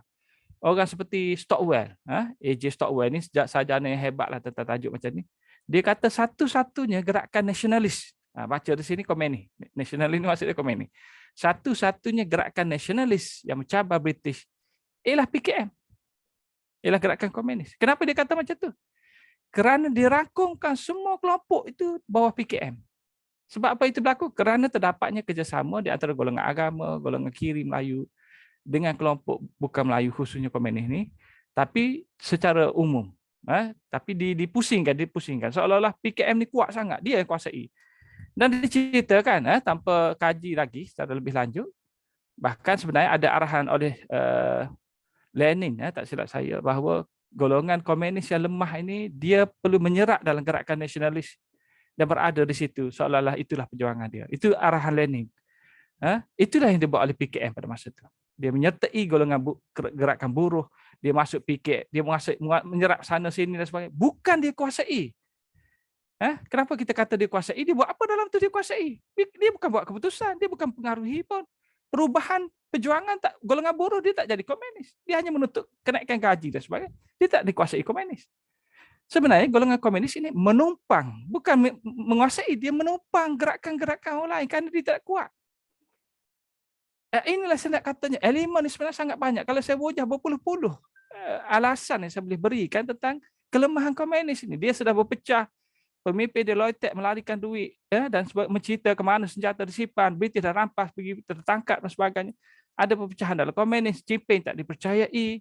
Dia juga tidak disokong, bukan saja oleh orang Melayu, tetapi juga oleh orang Cina. Cina di sini tak menyokong PKM. Di sini sekarang ni lain. Kerana dia melihat itu cara yang dia boleh angkat kedudukan kaum dia. Dahulu tak. Dia tak sokong pun. 12,000 tu setolak 1,000, yang lain tu semua Cina. Tapi dia tidak sokong. Kalau tidak dia akan jadi berpuluh-puluh ribu. Semua orang sokong. Dia tidak sokong. Mereka ni kebanyakan menyokong komentar. Sebab tu mereka tak balik negeri ni. Mereka lari. Tinggal di sini. Dapat kerakyatan di sini kerana mereka takut pada komunis. Bila negara komunis jatuh ke tangan Cina, ke tangan Mao Zedong pada tahun 1949, mereka kekal di sini. Mereka tak iktiraf, mereka tak mahu. Mereka dah kaya ni nak balik negeri, tiba-tiba jadi dirampas hak dan sebagainya, baik mereka kekal di sini. Yang tu mereka dapat kerakyatan tu kerana mereka dah tak ada pilihan dah. Kalau negara di sana tak jatuh tangan komunis, mereka balik semula. Termasuklah PKM ni. Apa cita-cita PKM di sini sebenarnya? Dia dari segi kemerdekaan tak ketara sangat. Kalau baca dokumen tak ada pun. Kita akan lawan British. Wujudkan negara merdeka di sini. Tak. Dia mesti ada kemerdekaan komunis. Komunis yang dimasukkan kerana dia dari negara Cina, diimport dari negara Cina. Cita-cita komunis di sini, Nayang Komunis Parti adalah untuk mewujudkan dan mengukuhkan cabang parti komunis itu di sini. dan mendapatkan kuasa untuk melanjutkan lagi hubungan. Maksud dia secara literalnya ialah mereka nak mencinakan tanah Melayu ini supaya menjadi sebahagian daripada negara China. Kerana konsep negara China ialah mana-mana ada diaspora, orang Cina yang ramai di Singapura, ke Hong Kong apa semua, itu kalau politiknya dikuasai oleh orang Cina kuasai negara-negara tersebut, pegang kerajaan, maka ia dianggap secara automatik sebagai hak milik negara China. Nah, itu yang bahayanya tentang politik ini. Okey, baik. Sudah berperang apa? Okey, baik. Saya sambung sikit lagi. Jadi yang tadi itu saya jelaskan, tahun 45-57 dia satu tema, kena ingat. Tema dia adalah perjuangan orang Melayu untuk merdeka, tak kait pun dengan perjuangan Cina. Kerana tak ada lagi di situ. Kesetiaan masih lagi negara luar. Satu lagi ialah usaha British untuk menyekat daripada mereka ini mencapai kemerdekaan. Inilah punca yang menyebabkan kenapa British isytihar darurat tersebut. Anda kena faham dalam konteks antarabangsa pada masa itu. Kena luaskan. Jangan tengok di sini saja. Masa itu berlaku Perang Dingin. Lepas Perang Dunia Kedua, berlaku Perang Dingin. Amerika dengan kuasa PBB dan sebagainya bersifat anti-Soviet. Soviet Union. Komunis sedang berluasa di Vietnam dan sebagainya. Indonesia, komunis sudah mula bebas. Dan dunia takut pada komunis. Dan British tahu tersebut. British tahu Amerika ada masalah dengan Soviet. Dia takut. Negara China tak ada masalah. Britain ada hubungan baik dengan negara China. Walaupun komunis, tak ada masalah. Isunya bukan komunis di sini. Isunya tentang masalah diplomasi. Jadi dalam konteks British macam mana untuk mengelakkan kemerdekaan diberi, dia mesti create satu keadaan di mana dia seolah-olah menunjukkan kalau diberi kemerdekaan jatuh ke tangan komunis. Maka itulah dia besarkan tentang komunis ni. Mereka ni lakukan keganasan, mereka buat itu, buat ini dan sebagainya. Mereka menguasai buruh, tuntutan komunis. Semua dikomuniskan, dia besar-besarkan walaupun dia tak kuat.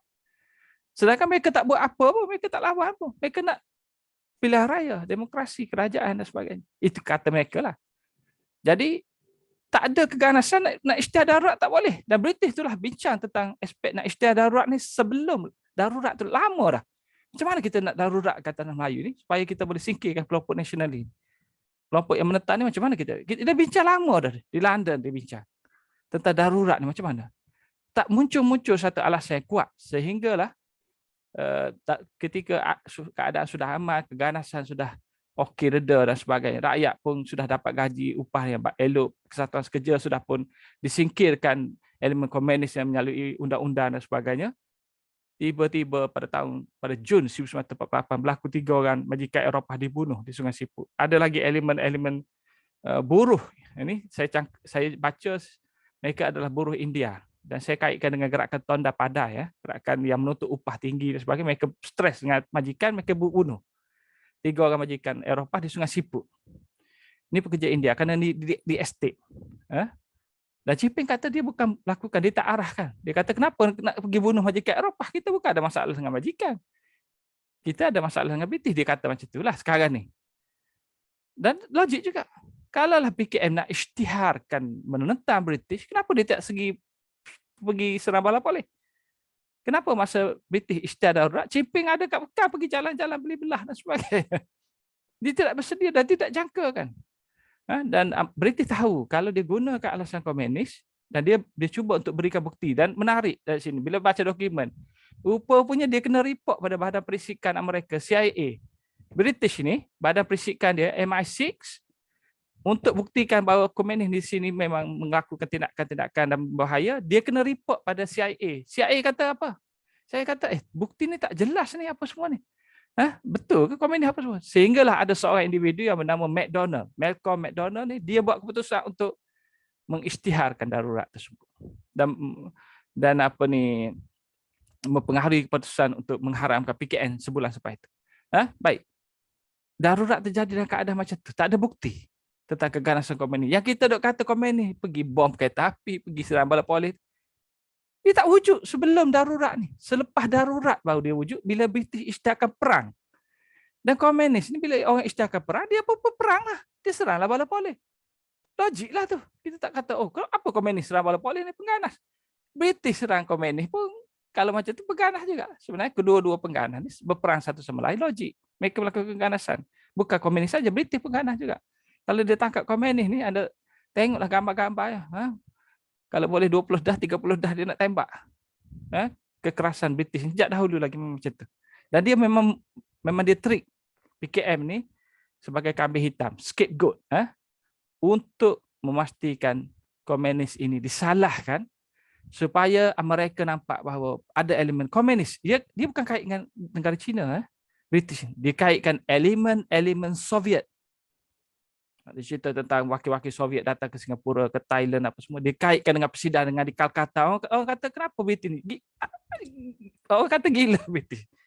Kenapa dia boleh kaitkan ideologi arahan supaya berperang itu diisytiharkan di Calcutta, India, ataupun persidangan beliau di India. India itu bawah British. Kenapa pergi bersidang sana? Kalau mereka bersidang dengan China atau Soviet, itu logik lah juga. Banyak elemen-elemen kelemahan ni, tafsiran. Dan sarjana Rusia kata sebenarnya mereka yang pergi bersidang di India tu tak ada pun kata kena bangkit, melakukan keganasan isytihar perang terhadap British. Tak ada pun. Mereka hanya datang berkumpul, cerita tentang masalah sosial, ideologi apa semua. Tak ada elemen radikal pun. Kemudian dikaitkan dengan di sini bahawa terima arahan dari sana untuk memberontak di sini. Maka di sini pun berontak. Ini yang saya jadi pelik. Sarjana ni macam mana dia boleh kata berontak tanpa ada bukti? Di mana British komunis memberontak dahulu? Sehingga British isytihar darurat. Selain daripada 3 orang majikan Eropah yang dibunuh tu tak ada bukti lain. Dan tak tahu pun siapa yang bunuh. Tapi yang bunuh orang India. Dikatakan bahawa mereka ni simpati pada komunis. Simpati pada komunis tidak semestinya komunis. Ini masalahnya bila bukti tak kuat. Tapi British sudah berjaya meyakinkan mereka bahawa Soviet ni lah yang sedang cuba untuk berkuasa di sini. Dan ada report-report British bahawa Asia Tenggara ni suatu masa nanti akan jatuh ke tangan Soviet. Walhal sebenarnya komunis di sini baik dengan negara China, bukan dengan Soviet. Jadi hasil daripada situ apa yang berlaku? Maka Amerika pejam mata, PBB pejam mata, biarkan British berluasa di sini sampai tahun 57 tersebut. Dianggap sah. Lebih-lebih lagi syarat PBB ialah kalaulah ada rakyat di sini, mana-mana pihak yang menyokong British, maka British boleh ada di situ kekal. Ini masalahnya. Kenapa British mengenalkan Malay Union?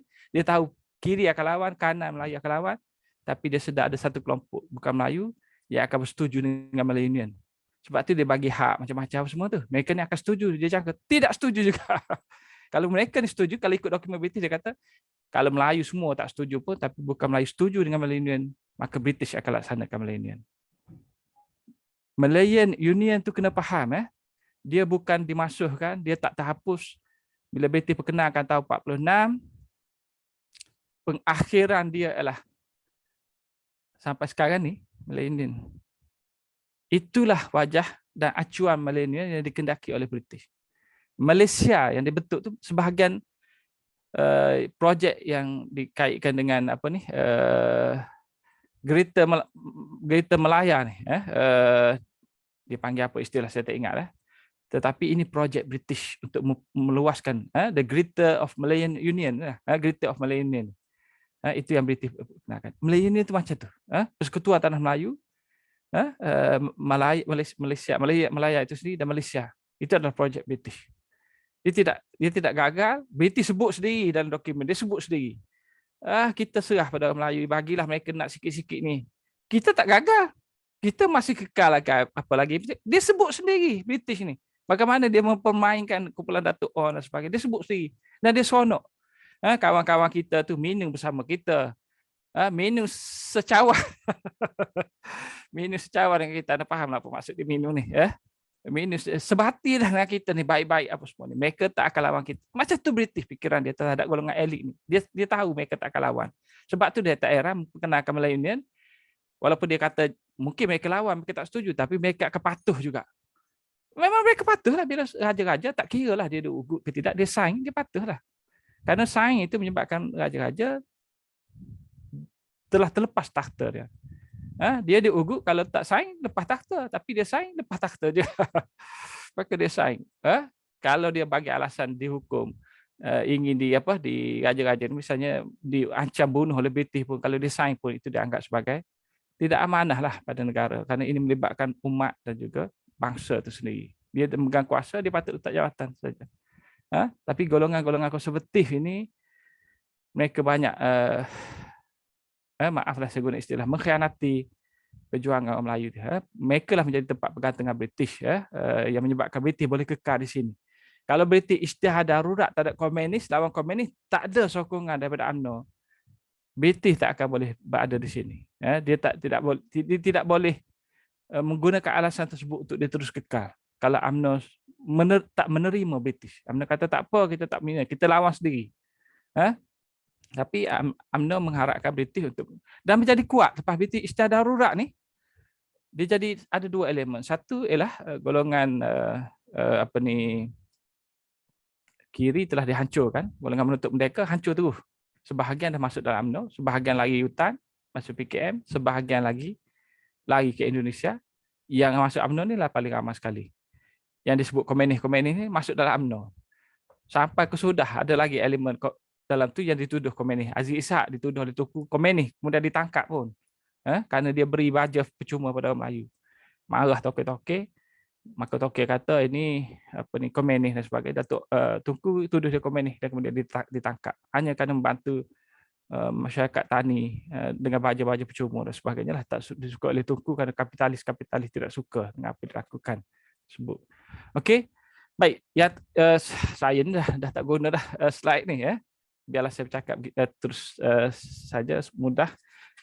Jadi dalam konteks ini sebenarnya saya nak jelaskan tahun 45-47 tu UMNO tu menjadi sebahagian daripada punca darurat itu diisytiharkan. Macam mana? Baik, sebenarnya darurat tu dia ada banyak fungsi. Salah satunya adalah untuk menghadapi musuh. Salah satunya adalah untuk menyelamatkan. Dia dua fungsi. Dua mata pisau, serampan dua mata. Satu untuk menghancurkan musuh-musuh sekaligus nasionalis, komunis dan sebagainya yang mencabar British, dan dalam proses sama untuk memastikan UMNO itu menjadi kuat. Tak ada lagi parti yang mewakili suara orang Melayu kecuali UMNO. Golongan nasionalis yang anti UMNO pun masuk dalam UMNO. Betapa takutnya mereka pada masa itu terhadap tindakan-tindakan British. Jadi kita kena faham sejarah UMNO itu sendiri dalam tahun 45-47 itu dalam buku teks tak diceritakan dengan jelas bahawa UMNO pada masa itu kelompok yang tidak memperjuangkan kemerdekaan, dan darurat itu menjadi sebahagian daripada puncanya UMNO itu dijadikan sebagai satu alasan oleh British nak selamatkan UMNO lah. Dan memang UMNO desak pun, Datuk On memang desak. Ada dalam semua-semua perisikan British, Datuk On bagi warning sana sini dan sebagainya. Warning kepada British, kalau tak ambil tindakan maka ini makin teruk, kanan ditelan dan sebagainya. Dan perisikan British petik laporan cakapan Datuk On. Datuk On ni Menteri Dalam Negeri pada masa itu. Darurat diisytiharkan, dia mesti dapat persetujuan daripada Datuk On. Tak boleh. Sebagai Menteri Dalam Negeri dia tak bersetuju. Dan kalau UMNO tak bersetuju darurat dan sebagainya, saya ingat British tidak akan berani untuk mengisytiharkan darurat. Itu adalah sebagai. Jadi dan jelas pemimpin UMNO bimbang bukan saja dengan golongan komunis sebenarnya. UMNO dia tidak bimbang komunis. Komunis itu jelas. Yang dibimbangkan adalah kelompok kiri dan agama. Ini bukan isu komunis saja. Dia berkaitan dengan isu persaingan politik macam hari inilah. UMNO dengan kelompok PKM bersaing dari segi kepimpinan.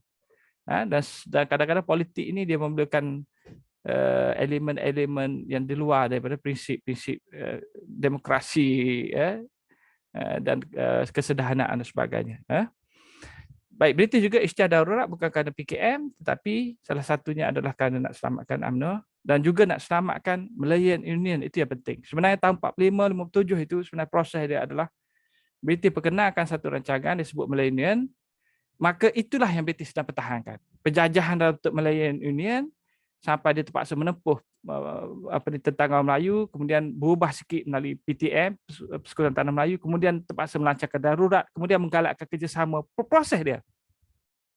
Penentangan dah habiskan tahun 48. Sekarang ni masalah dia adalah macam mana nak pujuk orang Melayu supaya menerima kerakyatan. Guna Datuk On tubuh Community Liaison Committee tu, guna Datuk On dan sebagainya. Datuk On peringkat sampai memang betul-betul percaya dengan konsep kerjasama kaum yang berbeza ni dan kerakyatan Jusoli. Sampai peringkat dia buka UMNO pada keahlian bukan Melayu pun. Macam tu sekali Datuk On. Dan kemudian tak cukup dengan itu, dia nak tukar nama UMNO kepada United Malayan National Organisation daripada United Malays. Menyebabkan dia akhirnya tak diterima oleh orang UMNO pada masa itu, menyebabkan dia tersingkir dalam politik Kemudian selepas itu perjuangan dia jadi Melayu balik. Datuk On ni. Dia macam dah taubat, dia menentang UMNO habis-habisan. Macam Anwar Ibrahim sekarang ni. Dia menentang UMNO habis-habisan sampai mati.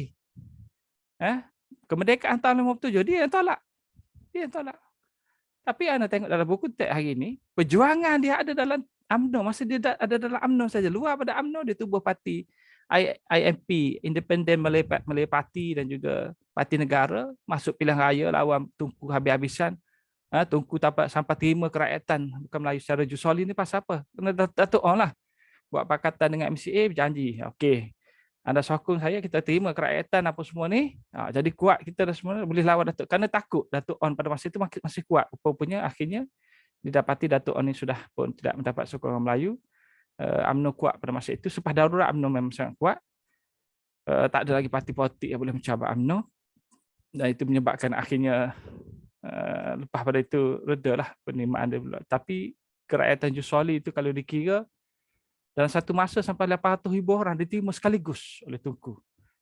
Masa dia buat perjanjian dengan MCA dalam perikatan untuk bertahan di pilihan raya tu, dia buat perjanjian itu yang disebut kontrak sosial tu, yang kita sebut kontrak sosial. Dia bukan kontrak sosial, dia kontrak politik. Antara ahli-ahli politik buat perjanjian. Kalau menang pilihan raya, terima banyak ni dan sebagainya. Dan Tunku setuju. Ini apa yang sebenarnya berlaku. Penerimaan secara jusoli, secara automatik berdasarkan lahir di tempat ini, tu tak ada syarat yang lain, terima saja. Lepas diterima kerakyatan yang dekat 2 juta tu, masa itulah MCA menuntut supaya kursi ditambah. Kemudian tuntut ada lagi hak itu dari sini. Dan kelompok yang baru masuk ini, yang paling radikal sekali antara mereka adalah Lee Chom Yu. Masa tu pernah jadi ketua Menteri Melaka, Lee Chom Yu. Dia adalah yang radikal pada masa itulah. Bertanding dalam MCA lawan Tan Cheng Lock. Tersingkir Tan Cheng Lock kerana kelompok yang baru ini. Dia sudah memperjuangkan hak yang sangat berbeza. Tan Cheng Lock sendiri pun tidak boleh disokong oleh mereka. Kerana tuntutan mereka sangat banyak. Inilah elemen-elemen yang akhirnya menjeratkan 13 Mei. Kenapa? Apa yang menyebabkan 13 Mei? Sebahagiannya berpunca daripada keputusan yang dibuat oleh Tunku sendiri, walaupun Tunku akhirnya menyalah pihak yang lain. Inilah sejarahnya. Kalau dikaji sejarah jangka panjang, dia jadi sifat dia macam tu. Sebab tu saya kata tahun 45, 57 ni, ataupun sampai 60, 69 lah kot.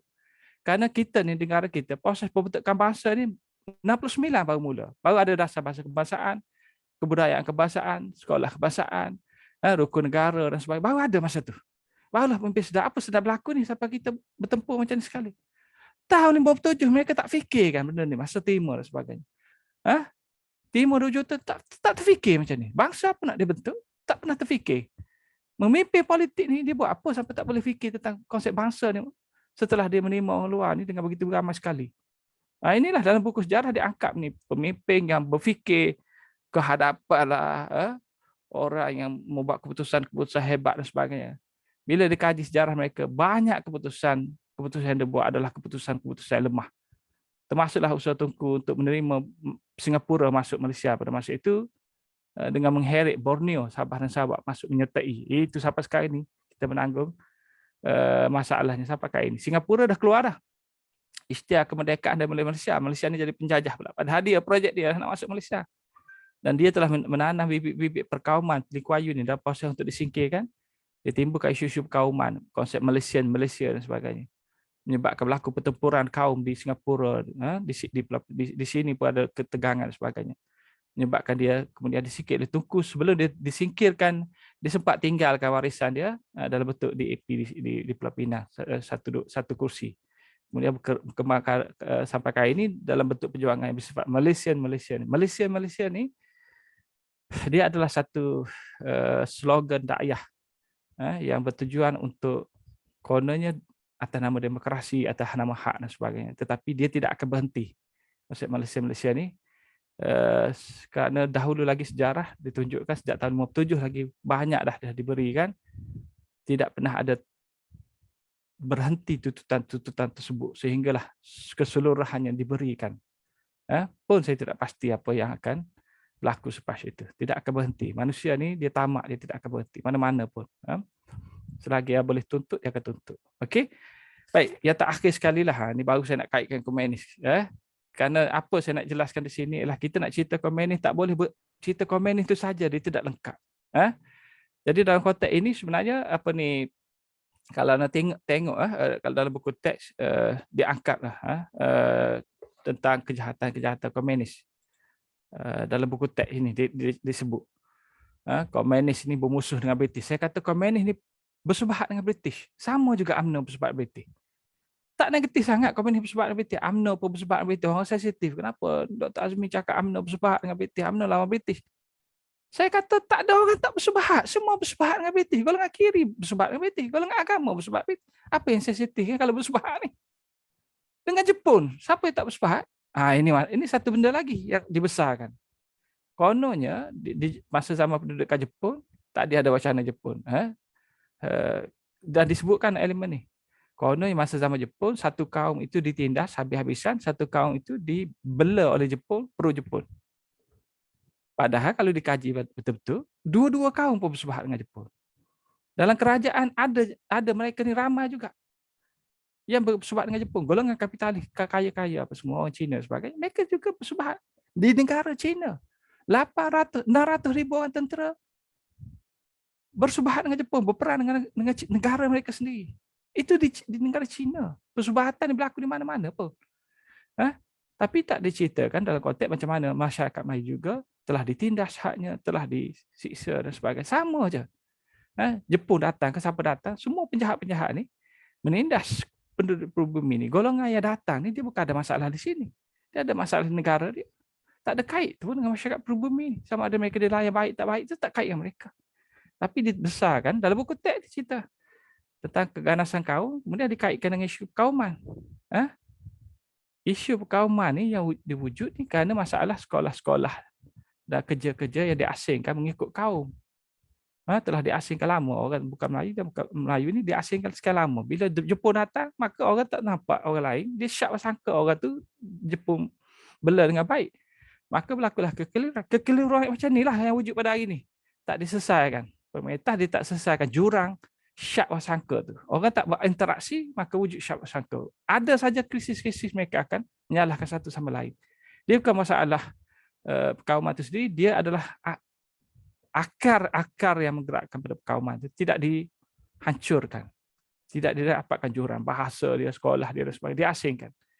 Maka bila berlaku tuduh-menuduh itu. Ini zaman Jepun sudah berlaku. Bila komunis pergi serang orang Cina, tak ada masalah. Bila komunis pergi serang Melayu, timbul masalah. Kerana orang Melayu nampak, ini orang Cina. Maka mereka serang kampung Cina dan sebagainya. Kekeliruan yang kita pada hari ini wujudkan, kekalkan. Zaman British. Sekolah-sekolah, jurang-jurang, pekerjaan dan sebagainya. Pemisahan kaum. Okey. Konteks yang kedua, komunis adalah tema utama sejarah bagi tahun 40-60. Sebenarnya komunis ini bukan tema utama sejarah. Tak betul buku teks gambarkan komunis besar sangat. Patut elemen komunis ini satu halaman cukup dah. Bincang bagaimana komunis ini jadi alat oleh British untuk mengekang gerakan nasionalis. Dibanteras mereka ni. British ini berjaya mengekalkan kuasa dengan cara keganasan tersebut. Di sini perjuangan kemerdekaan ini menghadapi kekerasan dan keganasan dan pertumpahan darah. Golongan-golongan yang berjuang untuk menutup mereka ditangkap keseluruhannya. Tak tertinggal lebih-lebih pun. Ditangkap semua. Masuk UMNO baru selamat. Yang lain ada dihukum gantung pun ada. Dikata ada senjata dan sebagainya. Kerasnya British ni. Dihukum gantung. Samsul Fakir masuk komunis itu sebab dia takut macam tu. Semua orang takut. Yang lagi masuk UMNO ni. Ghaffar Baba, Aisyah Ghani. Semua lagi masuk UMNO. Aziz Ishak dan sebagainya. Mereka berjuang kemerdekaan dalam UMNO. Sebab itu. Jadi tempoh ni sebenarnya bukan, tak ada kait dengan komunis pun. Dia perjuangan kemerdekaan. Bukan tema utama komunis. Patut diberi penekanan dalam buku teks, tapi perlu ditekankan adalah kelompok yang dihalimunankan. Kelompok nasionalis. Apa yang sudah jadi pada mereka? Itulah masalah. Bila tak ditekan kelompok ni, tak diceritakan. Mereka dipenjarakan beramai-ramai, ditangkap beramai-ramai. Komunis tak diharamkan pun masa darurat. British terpaksa buat mesyuarat. Kita nak haramkan ke tidak haram ni? Buat mesyuarat. Darurat dia istilah lah. Boleh perang lah, tapi tak diharamkan. Kenapa mereka tak haramkan? Nak bagi justifikasi apa ni? Apa sebab nak diharamkan? Sekali lagi mereka McDonald masuk campur tangan, dia kata haramkan. dia ni seorang yang agak berkuasa sikit, berpengaruh sikit dalam takbiran British. Dia lah puncanya. Tapi sampai British macam itu sekali. Sebulan selepas itu baru isytiar diharamkan komunis. Sebelum diharamkan masa darurat diisytiarkan, komunis itu satu pertubuhan yang sah.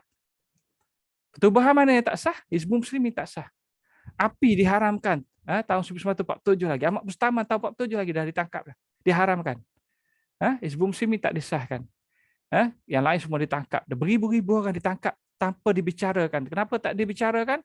Kalau dibicarakan, mereka akan didapati bukan komunis. Maka British ini akan terima tuduhan sebagai penjajah yang jahat dan sebagainya. Maka tak dibicarakan. Undang-undang ISA masa itu adalah untuk tangkap, senyapkan mereka supaya mereka tidak dibicarakan. Majoriti kelompok yang ditangkap itu adalah kelompok agama. Kelompok agama, terutama yang terdapat di Gunung Semanggu. Burhanuddin pun kena tangkap. Ustaz Abu Bakar Al-Bakir. Macam-macam ustaz dia kena tangkap. Tak diceritakan. Dia jadi tak penting. Yang diceritakan adalah itulah yang tangkap, yang dibuang apa semua golongan komunis ni. Golongan yang anti komunis ni yang turut ditangkap tak diceritakan. Golongan agama ni anti komunis. Tapi tak diceritakan. 3 ancaman komunis itu kuat dan menakutkan British. Komunis saya kata tak kuat. British tak takut. Masa British istiadat darurat, apa kata McDonald tentang komunis ni? Dia kata kita akan dapat selesaikan isu ni 2 minggu saja. Sekejap saja, jangan risau. Tapi rupa-rupanya dia gagal juga. Rupanya selepas diisytiharkan darurat, komunis lari ditapukan masuk hutan apa semua, mereka bersatu apa semua, kemudian mereka organisasi, mereka melancarkan perang dalam hutan. Komunis ni zaman dahulu dia ada di bandar-bandar. Dia bukan di hutan, dia di bandar. Elit komunis hitam Melayu ni elit. Dia tak macam komunis negara Cina. Dia petani-petani ni tidak ni, golongan-golongan elit ni di bandar-bandar. Tak rapat masalah komunis di Malaysia ni, komunis hitam Melayu masa tu banyak kelemahan. Dia tidak dapat sokongan, itu salah satu puncanya. Jadi dia masuk hutan dan berperang secara gerila, British hadapi masalah. Disebut oleh sarjana Frank Freddy, darurat diisytiharkan ini bukan darurat, tetapi perang kolonial. Kerana macam itulah, bila komunis masuk hutan, British hantar tentera dan sebagainya. Darurat ni patut suruh orang duduk rumah. Bukan pergi berperang, tapi British pergi berperang. Ini pun satu masalah. Kenapa guna perkataan darurat? Sebab mereka tu lah. Ini bukan nak lawan komunis ni. Ini bukan nak lawan nasionalis, kelompok nasionalis. Ini nak lawan kelompok penganah-penganah, penjahat-penjahat. Yang melancarkan keganasan dan sebagainya. Disebut darurat. Bukan British sajalah, satu PBB termasuk PBB dan sebagainya. Bukan mereka saja. Jadi dia bukan perang kolonial, perang untuk jajah. Sebab ini British ni orang baik, nak selamatkan tanah Melayu daripada si penjahat. Mereka dikenal, disebut sebagai bandit, perompak, penyamuk, penjahat dan sebagainya. Itu dalam laporan British. Baik, komunis menjadi puncuk utama British isytiharat darurat, saya kata bukan mereka puncuk utama sebenarnya. Mereka hanya menjadi alat saja, scapegoat, kambing hitam untuk dipersalahkan. Sasaran British adalah terhadap golongan nasionalis, kiri dan golongan agama. Komunis memperjuangkan kemerdekaan daripada British. Komunis tak menuntut kemerdekaan daripada British secara mutlak. Apa yang diceritakan? Tengok dari sudut keutamaan, prioriti yang diinginkan oleh komunis. Nombor 1 ialah mewujudkan sebuah negara satelit China. Itu nombor 1. Bukan kemerdekaan pun. Satelit negara China tu yang penting. Kuasa ni kalau British beri pun, British kekal beri kuasa tu tak ada masalah pun. Masuk pilihan raya disebut oleh Jinping yang terbaru dan tulisan dia My Side of History, dia sebut kita bukan nak lawan British. Kita nak masuk proses pilihan raya. Yang kata lawan British tu anda semua, sarjana-sarjana kata dia lawan, tapi tak lawan pun. Masa dia isytiharat darurat, sarjana sekarang ni dulu mereka kata PKM angkat senjata, sekarang ni mereka ubah dah versi ni. Mereka kata PKN akan angkat senjata. Berbelit-belit sarjana ni pun. Kerana dia nak membenarkan ini kelompok-kelompok sarjana ni pun ada ideologi, anda kena faham. Pemikiran mereka ni diikat oleh ideologi. Kalau mereka ni kelompok kaum tertentu, mereka nak angkat perjuangan satu kelompok. Komunis pun mereka angkatlah sebagai pejuang, sebagai kelompok yang berani, sebagai bercita-cita lawan British dan sebagainya. Ramai orang Melayu terlibat dalam komunis. Ini satu hal yang ada dibesarkan dalam beberapa tulisan. Seolah-olah orang Melayu pun bersebat dengan komunis. Sebenarnya tak ada, komunis tak ada sokongan orang Melayu. Itu punca kegagalan komunis di tanah Melayu. Tak ada sokong orang Melayu. Orang Melayu tak sokong. Kenapa orang Melayu tak sokong? Adakah kerana mereka komunis? Sebenarnya tak betul, tak tepat. Orang Melayu boleh sokong komunis di Indonesia. Bahkan setengah ulama, setengah ustaz dan sebagainya membenarkan komunis itu dijadikan sebagai kenderaan, kaldai untuk perjuangan menentang British. Kerana itu ada kekuatannya. British ini lebih besar lagi keburukannya daripada komunis. Komunis lawan kemudian. Itu yang dibawa oleh golongan kiri ni. Mereka bukan pro komunis, mereka anti komunis. Tapi musuh harus hadapi dengan cara yang betul-betul cerdik. Tak boleh lawan semua. Kita nak lawan British pun masalah. Jadi tumpu pada British, komunis selesai kemudian.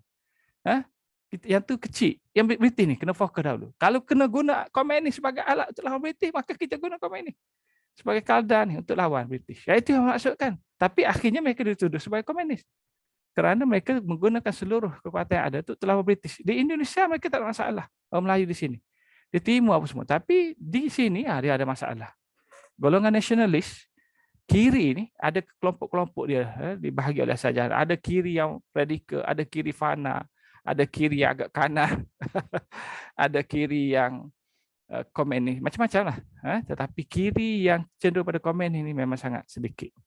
Yang tak percaya pada Tuhan, yang betul-betul menerima komunis secara ideologi dan sudut kamal. Kebanyakan yang ada adalah kelompok yang bersifat fana.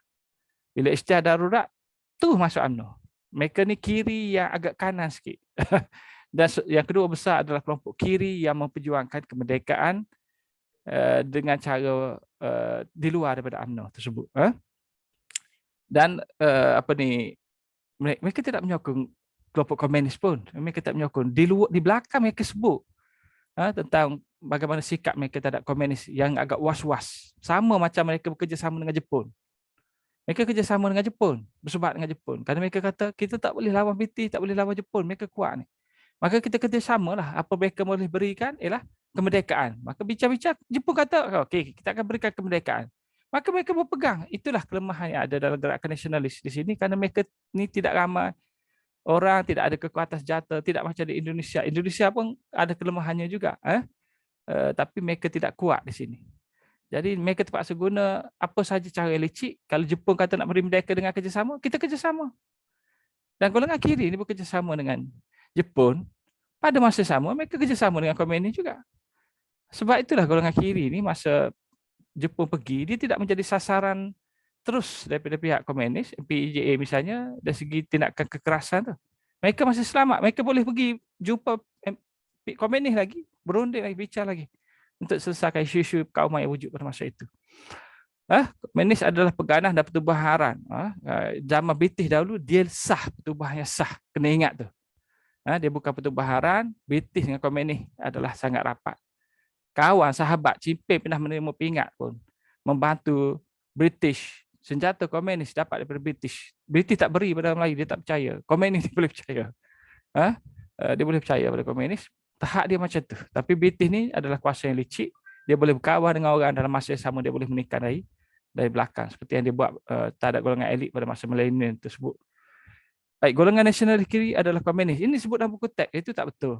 Mereka ni saya dah sebut tadi adalah golongan yang sebahagiannya adalah anti-komunis. Tapi menggunakan komunis sebagai alat saja. Tetapi mereka ini, contoh saya bagi tahulah bagaimana mereka gunakan sebagai alat. Penubuhan PKMM. Mereka gunakan Mukhtarudin Rasung, duit dia dan sebagainya untuk menubuhkan organisasi yang disebut PKMM ni. Mukhtarudin Rasung ni dia komunis, betul dia komunis. Maka dia carangkan supaya nama yang ditubuhkan itu nanti dinamakan sebagai Parti Sosialis Malaya macam tu. Tapi tak diterima oleh golongan nasionalis ni. Dia setuju nak biaya tak apa, nak tubuh, nak bagi duit tak apa. Tapi biar kita buat keputusan, kita namakan Parti Nasionalis. Bila Parti Nasionalis, dia tu bertentangan dengan komunis. Kerana komunis bersifat anti-nasionalis. Baik. Kemudian komunis Melayu terjebak dalam regimen ke-10 ialah sebenarnya komunis yang buang bangsa dan agama. Ini pun saya rasa perlu dilihat semula. Kalau betul-betul lah. Tapi setahu saya boleh diasingkan jenis-jenis komunis ni juga. Kena lihat pada keadaan yang wujud pada masa itu. Kalau mereka tak masuk UMNO kerana mereka benci UMNO, mereka tak masuk PKM juga, mereka ada di hutan, mereka ditangkap, mereka boleh dihukum mati. Terutama macam Samsia Fakih dan Abdullah Sidi ni memang ditangkap, memang hukum matilah yang hak-hak ni. Sebab tu mereka sampai peringkat masuk dalam komunis tu. Golongan yang akor ni masuk dalam komunis kerana mereka tahu masuk dalam UMNO pun mereka tidak selamat. Dan mereka tidak suka pada UMNO. Jangan dia. Yang saya kata komunis kiri yang radikal ni. Kiri yang radikal berbanding dengan kiri yang fana. Kiri fana tak ada masalah masuk dalam UMNO terus. Orang seperti Ghaffar Babar, Aisyah Ghani. Siapa sangka dia kiri Ghaffar Babar ni. Timbalan Perdana Menteri tu. Okey, baik. Yang masuk dalam regimen ke-10 ni Ini kena tahu macam mana mereka masuk regimen ke-10. Regimen ke-10 ini khas untuk orang Melayu dalam komunis. Orang luar bukan Melayu tak boleh masuk. Dan kalau orang Melayu, orang bukan Melayu masuk dalam regimen ke-10 ni, dia dah tukar agama, dia dah jadi Islam, dia akan masuk. Ada beberapa orang Cina yang telah masuk dalam regimen ke-10 ni, kahwin dalam tu dan menjadi Islam, nama dia pun jadi nama Melayu juga. Ada beberapa orang dari regimen yang lain. So khas untuk Melayu saja. Dan mereka ni, kelompok ni, sampai hari ni kita tak boleh nampak ideologi dia kuat. Dia tak tulis pun tentang Kamak apa semua, cerita tentang komunis ni bagus apa semua. Dia tak bincang macam tu. Dia bincang tentang perjuangan kita nak lawan British. British ni jahat, kita patut bebaskan dia. Itu macam tu sampai hari ni pun. Mereka perjuangkan. Okey, 10.45 dah. Okey, okey, saya nak sentuh yang ni yang sebagai takhir ni. Hujah saya yang menafikan komunis ini mental British. Berdasarkan buku teks tersebut diceritakan, kemudian ada satu kelompok, saya tunjukkan di sini, yang tengok kelemahan buku teks, maka dia kata buku teks ini sebenarnya penuh dengan propaganda dibawa oleh Kerajaan Barisan Nasional pada masa itu. Mereka tak percaya, mereka tolak. Pada masa itu ada kerjasama, termasuklah PAS. Tengok PAS Dr. Zuhdi ni. Dia pun juga masa tu bekerjasama dengan DAP dan sebagainya, masih elok lagi hubungan. Ada suatu pandangan yang mengangkat bahawa komunis ini pejuang kemerdekaan. Dalam konteks misalnya, masa itu Mak Sabu, dia mengiktiraf Mak Indra ini sebagai pejuang kemerdekaan. Mak Indra ni kena kaji balik. Saya malah nak buat keputusan yang kontroversi ni. Dia komunis ke tak komunis? Kerana ada keluarga dia masih hidup. Saya malah buat keputusan ni. Kalau sampai pada keluarga, dan anda kena ingat, ada komunis Melayu yang tak percaya Tuhan pada. Macam mana kita nak ukur mereka ni komunis atau tak komunis? Satu segi. Mereka yang saya kata susah nak dianggap sebagai komunis ialah mereka yang hanya menyertai PKM selepas darurat. Bila istilah darurat, mereka tak ada pilihan, mereka masuk PKM. Regimen ke-10. Itu bukan kuat jiwa komunis. Samsyah Fakih bukan kuat. Memang dia tulis memoir dia pun dia banyak sanksi terhadap perjuangan tersebut pun.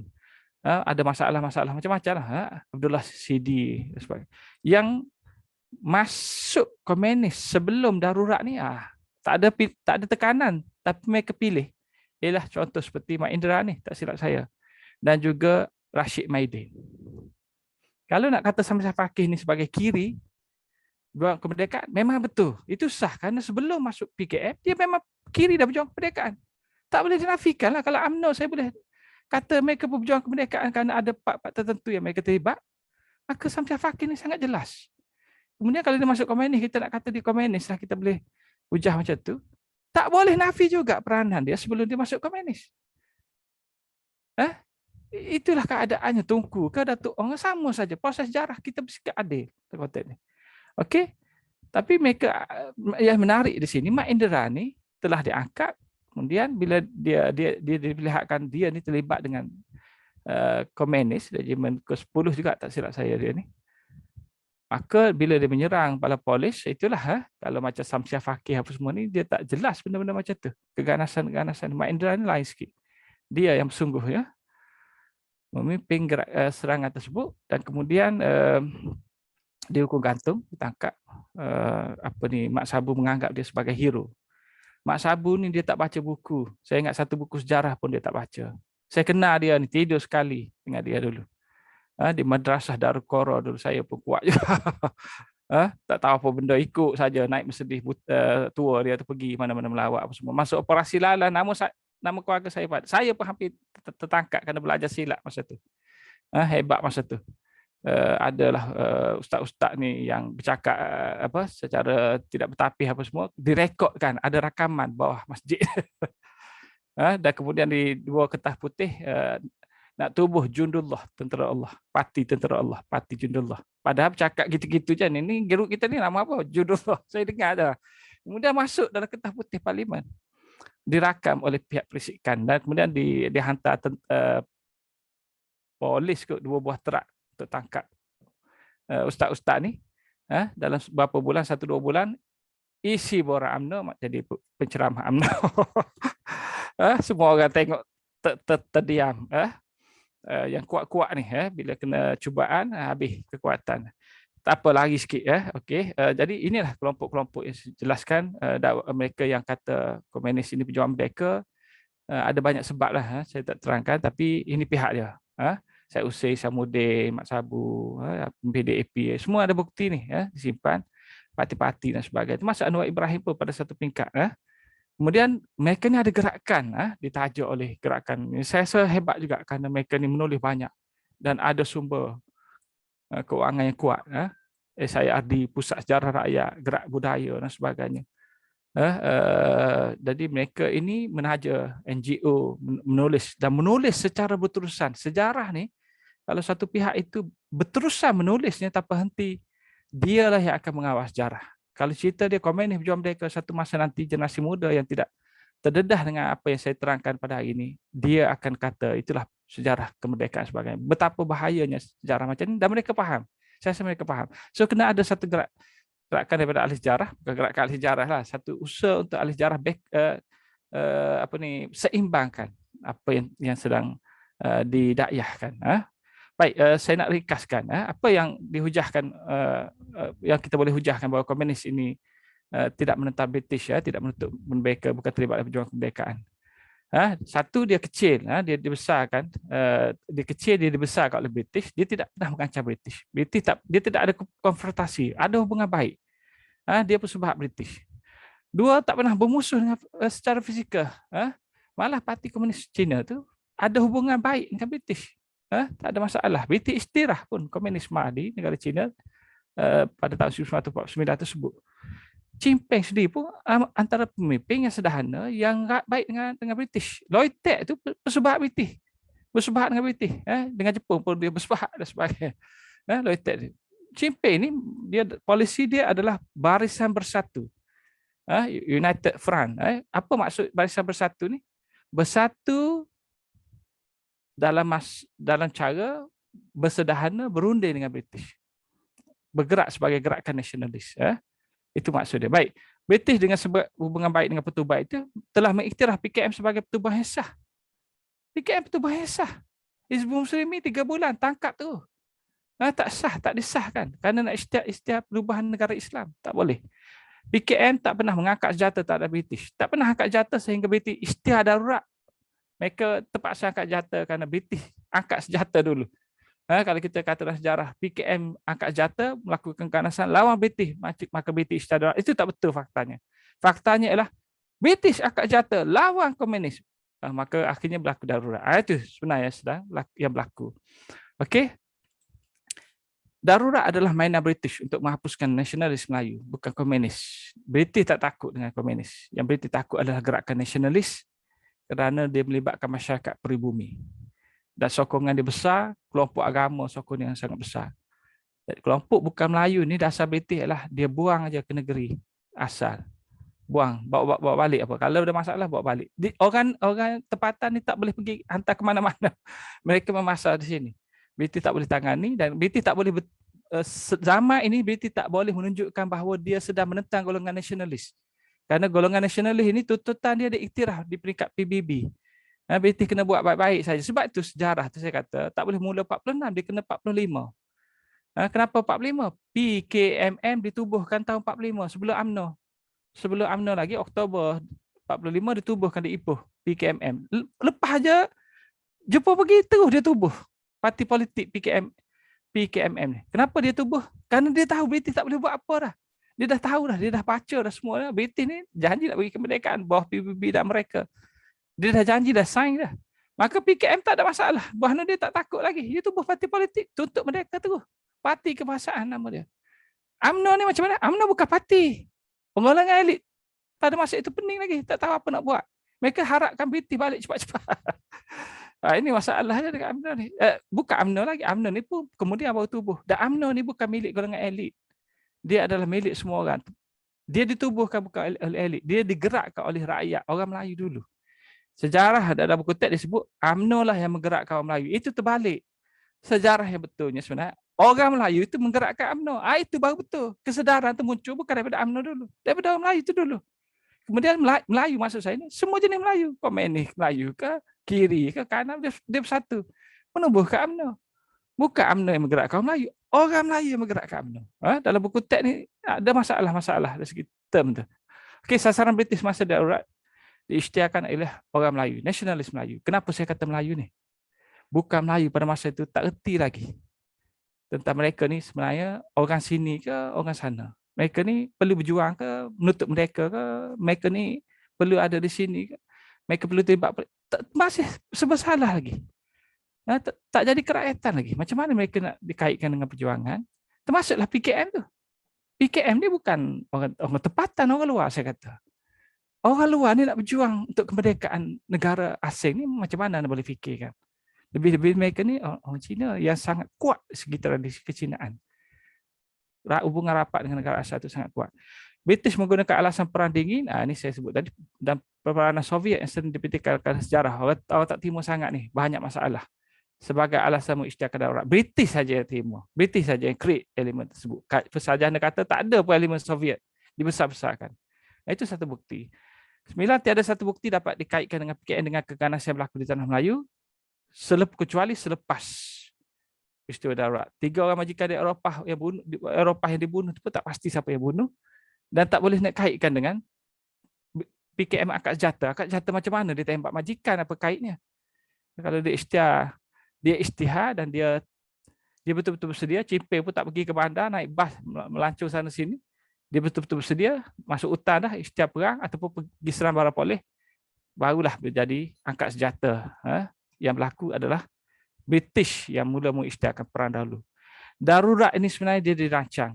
Nama dia pun sebenarnya dirancang dan diisytiharkan bukan oleh si British di tanah Melayu. Diisytiharkan oleh si British di London. Dia bincang lama dah. Zaman Jepun lagi dia isytiharkan. Bila kita nak isytihar darurat ni, nak hapuskan semua kelompok yang radikal menentang British ni. Kemudian darurat adalah perang kolonial saya sebut. Dia bukan darurat. Kenapa saya kata macam tu? Masa British isytihar darurat tahun 48 itu bukan tanah Melayu saja, kena faham. Dia bukan isytihar di sini saja. Dia isytihar di Afrika pun ada. Tempat yang dia isytihar di Afrika ni tak ada komunis. Di sini ada komunis, sana tak ada komunis. Tapi dia isytihar darurat juga. Darurat di sana dia buat untuk apa? Dia lawan nasionalis. Dia sokong satu nasionalis yang lain, lawan nasionalis yang dia tidak suka. So lawan sama-sama nasionalis. Inilah British. Dia isytihar darurat juga, tapi bukan untuk komunis. Maka di sini darurat ini tidak semestinya untuk komunis saja, dia juga untuk nasionalis. Bagi mempertahankan kelangsungan British, apa British mahukan isytihar darurat ni? Melanjutkan penjajahan dia supaya dia boleh ada ruang untuk terus mengeksploitasi kekayaan sampai habis. Sampai dia dah puas hati dah, okey dah, cukup dah. Sesat dah hutan dengan mereka, boleh cover balik dah kos perang dan sebagainya. Boleh kuasai ekonomi kita tinggal pun dah tak ada masalah. Jadi bila diberi merdeka, syarikat-syarikat dia ni, Sain Darby, nama orang putih ni apa semua syarikat British. Ada senarai banyak dalam sumber-sumber rujukan yang saya baca, banyak syarikat-syarikat ni telah ditinggalkan, bank-bank dan sebagainya, bawah milik British. Tentera bawah milik, keselamatan tanah Melayu pun bawah milik British. Kemerdekaan hanya diberi dalam konteks kerajaan saja. Benda lain semua masih lagi di bawah penjajahan British. 12, PKN tak diisytiharkan ilegal. Selepas darurat tak diisytiharkan sebagai pertubuhan haram. Macam mana ini boleh berlaku? Sepatutnya yang berlaku adalah PKM diharamkan dahulu, baru isytihar darurat. Bukan isytihar darurat, kemudian bincang balik. Kita ni nak haramkan PKM ke tidak? Jadi PKM itu sah, boleh pergi jalan-jalan lagi. Tak boleh ditangkap sepatutnya. Kenapa suka sangat British nak isytihar haramkan PKM? Kerana dia terpaksa report pada mereka. Apa sebab dia? Mereka memang sangat berhati-hati dan tidak percaya pada British kerana mereka ni ada masalah dengan British. Dia merdeka pun berperang dengan British, dan dia tidak suka penjajahan ni kerana dia negara yang pernah dijajah oleh British dahulu kononnya lah. Baik, 13 masa darurat diisytiharkan, PKN tidak sedia. Cimpei memang sangat tidak sedia. Dia pun tak tahu dan mengakui bahawa dia pun tak merancang apa-apa pun. Kalau kita rancang, kita sudah bersedia. Kita bila diisytihar darurat, kita lari masuk hutan, ditapukan, tak ada perhubungan antara satu sama lain. Kemudian barulah mereka bersatu balik. Proses agak lama lah, berminggu-minggu baru mereka boleh bersatu. Kemudian baru boleh merancang menentang British. Sebelum itu mereka tidak bersedia. Baik, sebagai yang terakhir, Cimpei mengesahkan lagi mereka tidak berminat untuk mengangkat senjata menentang British. Ini dalam bukunya My Side of History. Sebaliknya hanya berminat terlibat dalam proses pilihan raya bawah British. Itulah saya ingat Itu sajalah yang saya nak terangkan. Jadi yang saya nak rumuskan ialah 3 aspek yang saya kata penting tadi. Satu ialah buku teks banyak perlu diperbaiki. Jangan boleh percaya sangat kerana sesiapa yang menjadi pemerintah, dia lah yang akan menetapkan tafsiran sejarah mengikut kehendak dia. Saya jangkakan dahulu bila kerajaan PH menang dahulu, sebagai ahli sejarah saya fikir apa akan berlaku pada buku teks. Rupa-rupanya mereka tak berani kerana mereka masih baru lagi berkuasa, tapi ada ke arah tersebut mereka sudah petikaikan. Tapi bila mereka tengok respon tu mereka tak berani lagi. Mungkin dalam 2-3 kali menang pilihan raya barulah mereka betul-betul mantap, mereka akan tukar buku teks ni. Sudah tentu, saya pasti mereka akan tukar. Dia akan jadikan UMNO sebagai pesebab British, PKM juang merdeka dan sebagainya. Sudah pasti, itulah yang sedang berlaku sekarang ni. Dan dia akan gunakan sarjana-sarjana seperti Syed Hussein Ali dan sebagainya untuk membenarkan sejarah tersebut. Dan dia ada sokongan-sokongan dan dia boleh buat seminar-seminar, persidangan, kumpulkan ahli sejarah yang boleh memberikan pandangan-pandangan yang sesuai dengan mereka, lantik sarjana dan beri alasan. Tengok ahli sejarah yang buat keputusan, bukan kami. Perubahan buku teks tersebut. Tapi sekarang ini tidak tahu lagi kerana kerajaan masih lemah, maka isu buku teks ni dia tak terjadi seperti dahulu. Walaupun ada report polis, misalnya kata Pak ni masuk putera AMCJ sikit saja. Dan saya setuju masuk tu. Dia bukan kait dengan komunis pun. Putera AMCJ ni bukan komunis. Tapi bila dia masuk kan, tengok respon pemimpin politik sampai buat report polis tu. Kata komunis, elemen komunis dimasukkan. Padahal benda tu baik.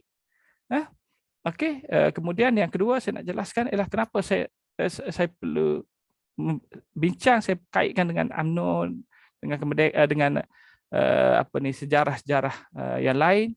Kerana saya melihat tahun 45-57 itu harus dibincangkan serentak sebagai satu tema. Kalau tidak, perjuangan kemerdekaan hilang di situ. Buku teks dia pecahkan, darurat, Persekutuan Tanah Melayu, maka akhirnya perjuangan kemerdekaan tak nampak di situ. Tak ada perjuangan kemerdekaan. Dia terus tertutup. Maka ini sangat tidak adil bagi mereka yang telah berjuang, yang dapat namanya orang lain. Dia akad. Sedangkan UMNO sendiri mengaku bahawa dia tidak berjuang untuk kemerdekaan, dia tidak mahu merdeka. Dan pada hari ini pula mereka mendakwa bahawa Tanah Melayu tidak pernah dijajah. Kalau mereka percaya bahawa British buat segala itu tidak dijajah, tak apalah mereka percaya. Tapi tak boleh paksa pada orang lain, seperti golongan nasionalis kiri, untuk kata bahawa golongan kiri hang kena percaya juga bahawa kamu negara ini tak dijajah. Golongan kiri ada perspektif sejarah yang lain. Dia kata kita dijajah, dihambakan, ditindas beratus-ratus tahun sejak zaman Melaka dahulu. Kita tetap berjuang untuk merdeka, hapuskan penjajahan British ini. Kerana kepentingan-kepentingan yang berbeza. UMNO ada kepentingan dia, golongan kiri pun ada sebab-sebab dia juga. Tak boleh dipaksa. Baik, dan yang ketiga sekali itulah PKM ni. Saya dah jelaskan banyak bukti yang sangat kuat. Bukti-bukti saya berikan itu sangat kuat. Ahli sejarah bincang bahawa PKM ni tidak pernah mengangkat senjata menjadi pesebab British. Tak pernah terlibat dalam proses kemerdekaan. Mereka sendiri pun adalah orang asing di sini. Cita-cita mereka bersifat asing. Mereka bukan komunis saja, ingat PKM ni, komrad dia, ahli-ahli dia bukan komunis saja dalam fikiran dia. Mereka ni nasionalis dari tanah besar. Perjuangan dia adalah untuk menubuhkan satu cawangan parti bagi tanah besar tersebut. Sangat bersifat anti nasionalis dan sangat bersifat anti kemerdekaan.